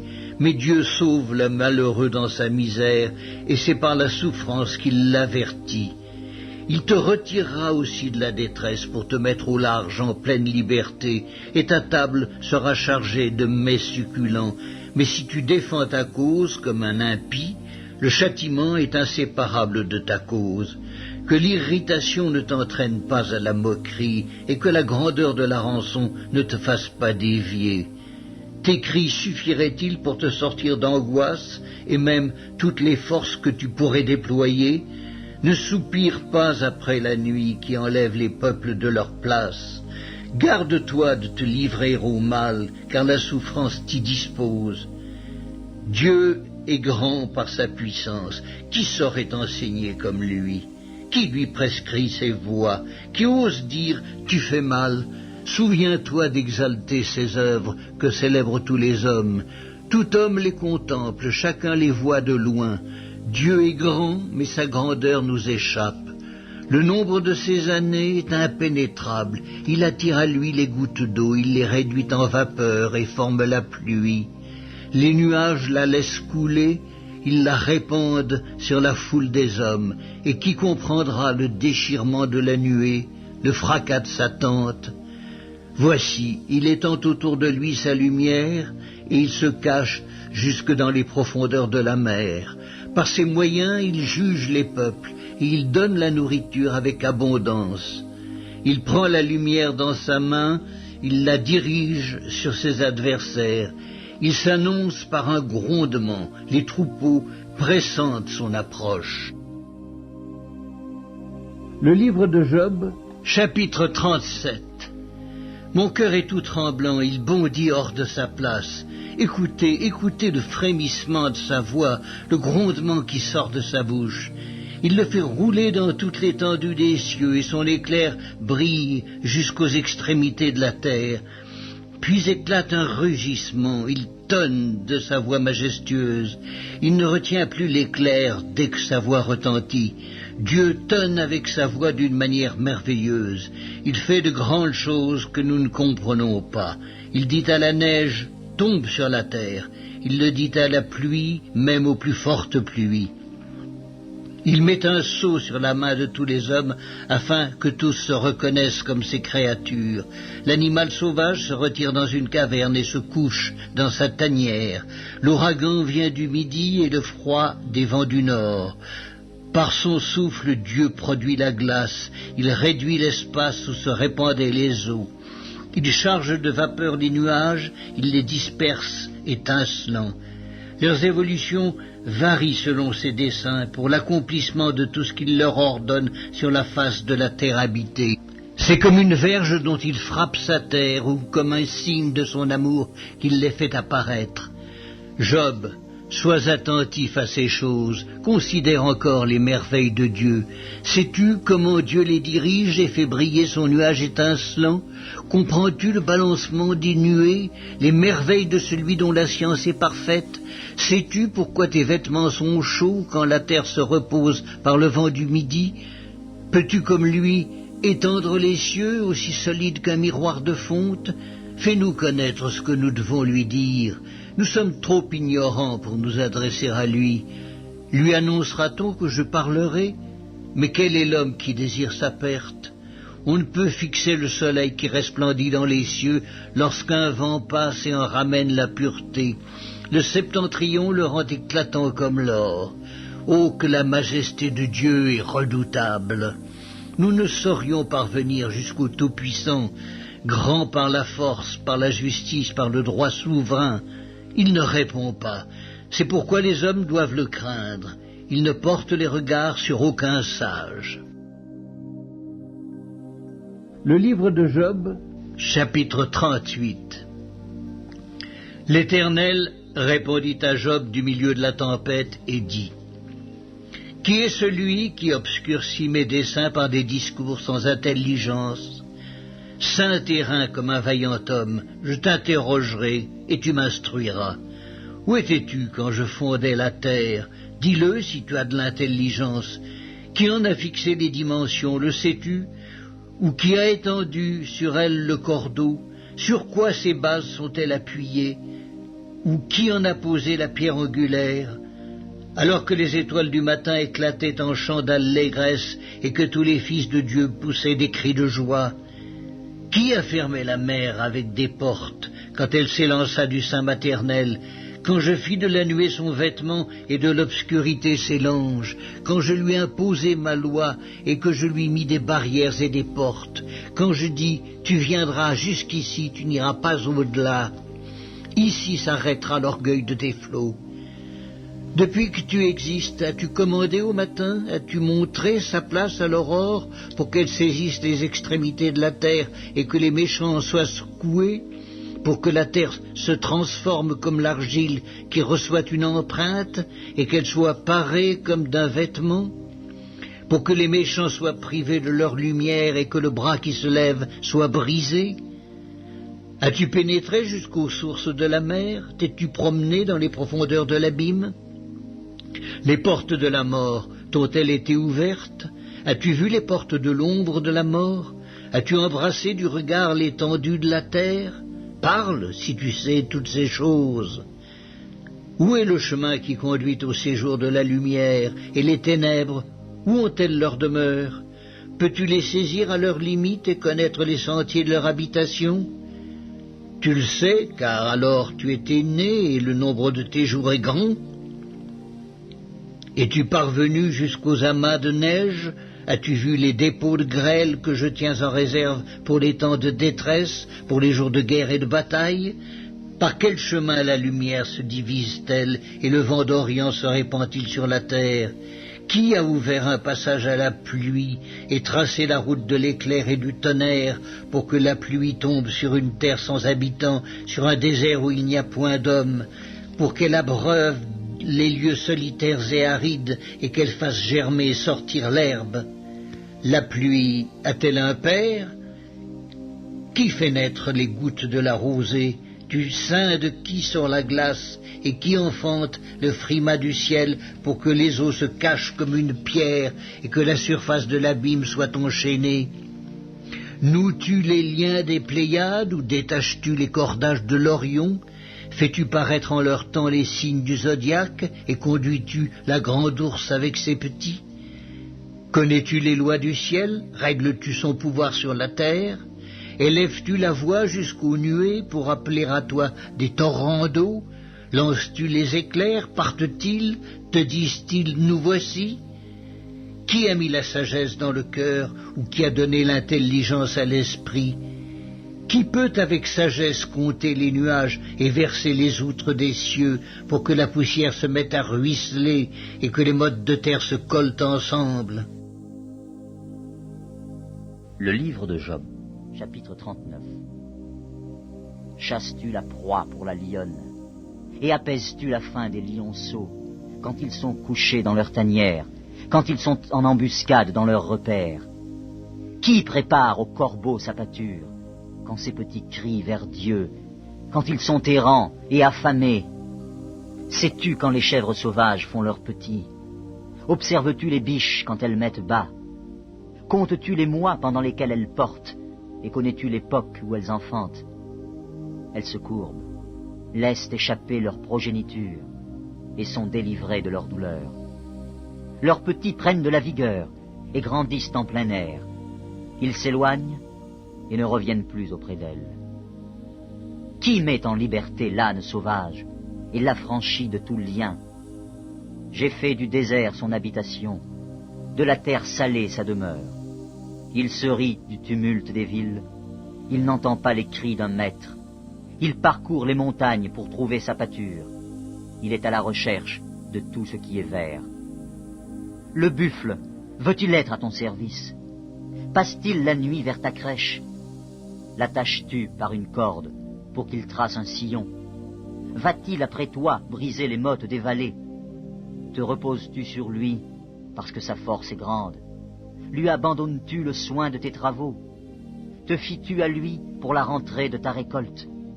Est-ce lui qui doit l'amasser dans ton air? L'aile de l'autruche se déploie joyeuse. On dirait l'aile, le plumage de la cigogne. Mais l'autruche abandonne ses œufs à la terre et les fait chauffer sur la poussière. Elle oublie que le pied peut les écraser, qu'une bête des champs peut les fouler. Elle est dure envers ses petits, comme s'ils n'étaient point à elle. Elle ne s'inquiète pas de l'inutilité de son enfantement, car Dieu lui a refusé la sagesse. Il ne lui a pas donné l'intelligence en partage. Quand elle se lève et prend sa course, elle se rit du cheval et de son cavalier. Est-ce toi qui donnes la vigueur au cheval et qui revêt son cou d'une crinière flottante? Le fais-tu bondir comme la sauterelle? Son fier hennissement répand la terreur. Il creuse le sol et se réjouit de sa force. Il s'élance au-devant des armes. Il se rit de la crainte. Il n'a pas peur. Il ne recule pas en face de l'épée. Sur lui retentit le carquois. Brille la lance et le javelot. Bouillonnant d'ardeur, il dévore la terre. Il ne peut se contenir au bruit de la trompette. Quand la trompette sonne, il dit « En avant !» Et de loin il flaire la bataille, la voix tonnante des chefs et les cris de guerre. Est-ce par ton intelligence que l'épervier prend son vol et qu'il étend ses ailes vers le midi? Est-ce par ton ordre que l'aigle s'élève et qu'il place son nid sur les hauteurs? C'est dans les rochers qu'il habite, qu'il a sa demeure, sur la cime des rochers, sur le sommet des monts. De là, il épie sa proie, il plonge au loin les regards, ses petits boivent le sang, et là où sont des cadavres, l'aigle se trouve. L'Éternel, s'adressant à Job, dit « Celui qui dispute contre le Tout-Puissant est-il convaincu? Celui qui conteste avec Dieu a-t-il une réplique à faire? » Job répondit à l'Éternel et dit « Voici, je suis trop peu de choses. Que te répliquerai-je? Je mets la main sur ma bouche. J'ai parlé une fois, je ne répondrai plus. 2 fois, je n'ajouterai rien. » Le livre de Job, chapitre 40. L'Éternel répondit à Job du milieu de la tempête et dit « Saint terrain comme un vaillant homme. Je t'interrogerai et tu m'instruiras. Anéantiras-tu jusqu'à ma justice? Me condamneras-tu pour te donner droit? As-tu un bras comme celui de Dieu, une voix tonnante comme la sienne? Orne-toi de magnificence et de grandeur. Revêt-toi de splendeur et de gloire. Répands les flots de ta colère, et d'un regard abaisse les hautains. D'un regard humilie les hautains. Écrase sur place les méchants. Cache-les tous ensemble dans la poussière. Enferme leur front dans les ténèbres. Alors, je rends hommage à la puissance de ta droite. Voici l'hippopotame, à qui j'ai donné la vie comme à toi. Il mange de l'herbe comme le bœuf. Le voici. Sa force est dans ses reins, et sa vigueur dans les muscles de son ventre. Il plie sa queue aussi ferme qu'un cèdre. Les nerfs de ses cuisses sont entrelacés. Ses os sont des tubes d'airain. Ses membres sont comme des barres de fer. Il est la première des œuvres de Dieu. Celui qui l'a fait l'a pourvu d'un glaive. Il trouve sa pâture dans les montagnes, où se jouent toutes les bêtes des champs. Il se couche sous les lotus, au milieu des roseaux et des marécages. Les lotus le couvrent de leur ombre. Les saules du torrent l'environnent. Que le fleuve vienne à déborder, il ne s'enfuit pas. Que le Jourdain se précipite dans sa gueule, il reste calme. Est-ce à force ouverte qu'on pourra le saisir? Est-ce au moyen de filets qu'on lui percera le nez? Prendras-tu le crocodile à l'hameçon? Saisiras-tu sa langue avec une corde? Mettras-tu un jonc dans ses narines? Lui perceras-tu la mâchoire avec un crochet? Te pressera-t-il de supplications? Te parlera-t-il d'une voix douce? Fera-t-il alliance avec toi pour devenir à toujours ton esclave? Joueras-tu avec lui comme avec un oiseau? L'attacheras-tu pour amuser tes jeunes filles? Les pêcheurs en trafiquent-ils? Le partagent-ils entre les marchands? Couvriras-tu sa peau de dard et sa tête de harpon? Dresse ta main contre lui, et tu ne t'aviseras plus de l'attaquer. Voici, on est trompé dans son attente. À son seul aspect, n'est-on pas terrassé? Le livre de Job, chapitre 41. Nul n'est assez hardi pour l'exciter. Qui donc me résisterait en face? De qui suis-je le débiteur? Je le paierai. Sous le ciel, tout m'appartient. Je veux encore parler de ses membres, et de sa force, et de la beauté de sa structure. Qui soulèvera son vêtement? Qui pénétrera entre ses mâchoires? Qui ouvrira les portes de sa gueule?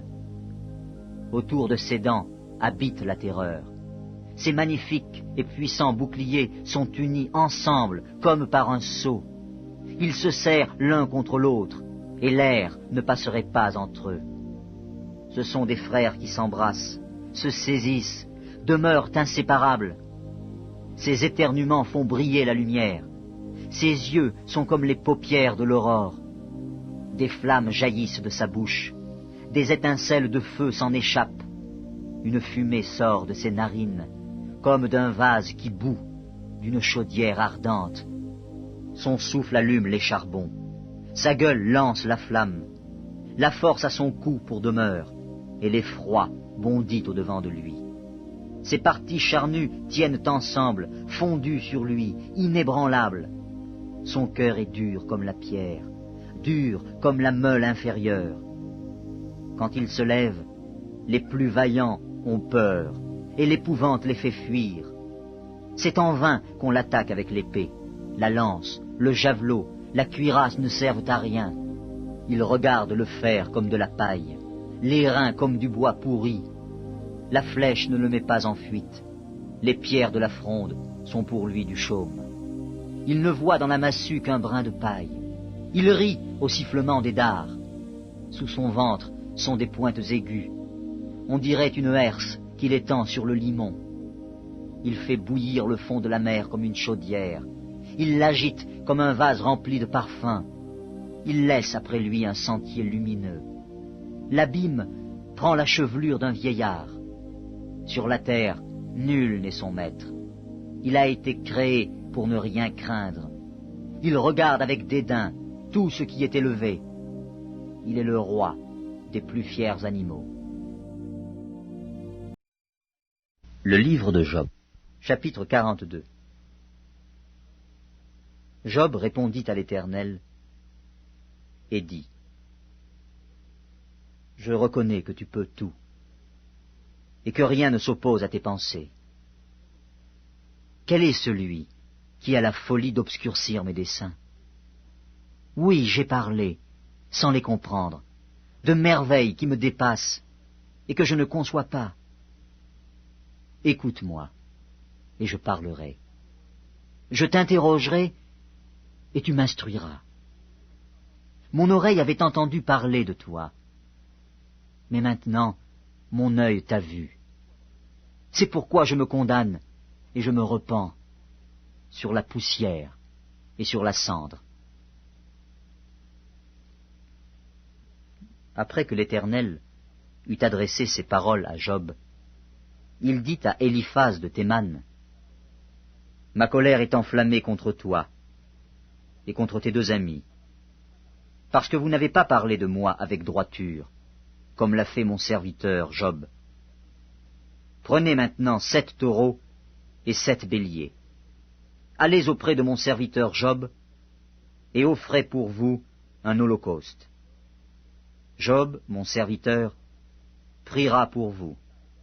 Et c'est par égard pour lui seul que je ne vous traiterai pas selon votre folie, car vous n'avez pas parlé de moi avec droiture, comme l'a fait mon serviteur Job. » Éliphaz de Théman, Bildad de Shuach et Tsophar de Naama allèrent et firent comme l'Éternel leur avait dit. Et l'Éternel eut égard à la prière de Job. L'Éternel rétablit Job dans son premier état, quand Job eut prié pour ses amis. Et l'Éternel lui accorda le double de tout ce qu'il avait possédé. Les frères, les sœurs et les anciens amis de Job vinrent tous le visiter, et ils mangèrent avec lui dans sa maison. Ils le plaignirent et le consolèrent de tous les malheurs que l'Éternel avait fait venir sur lui. Et chacun lui donna un késita et un anneau d'or. Pendant ces dernières années, Job reçut de l'Éternel plus de bénédictions qu'il n'en avait reçu dans les premières. Il posséda 14 000 brebis, 6 000 chameaux, 1000 paires de bœufs et 1000 ânesses. Il eut 7 fils et 3 filles. Il donna à la première le nom de Jémima, à la seconde celui de Ketsia, et à la troisième celui de Kéren Apuk. Il n'y avait pas dans tout le pays d'aussi belles femmes que les filles de Job. Leur père leur accorda une part d'héritage parmi leurs frères. Job vécut après cela 140 ans, et il vit ses fils et les fils de ses fils jusqu'à la 4e génération. Et Job mourut, âgé et rassasié de jours.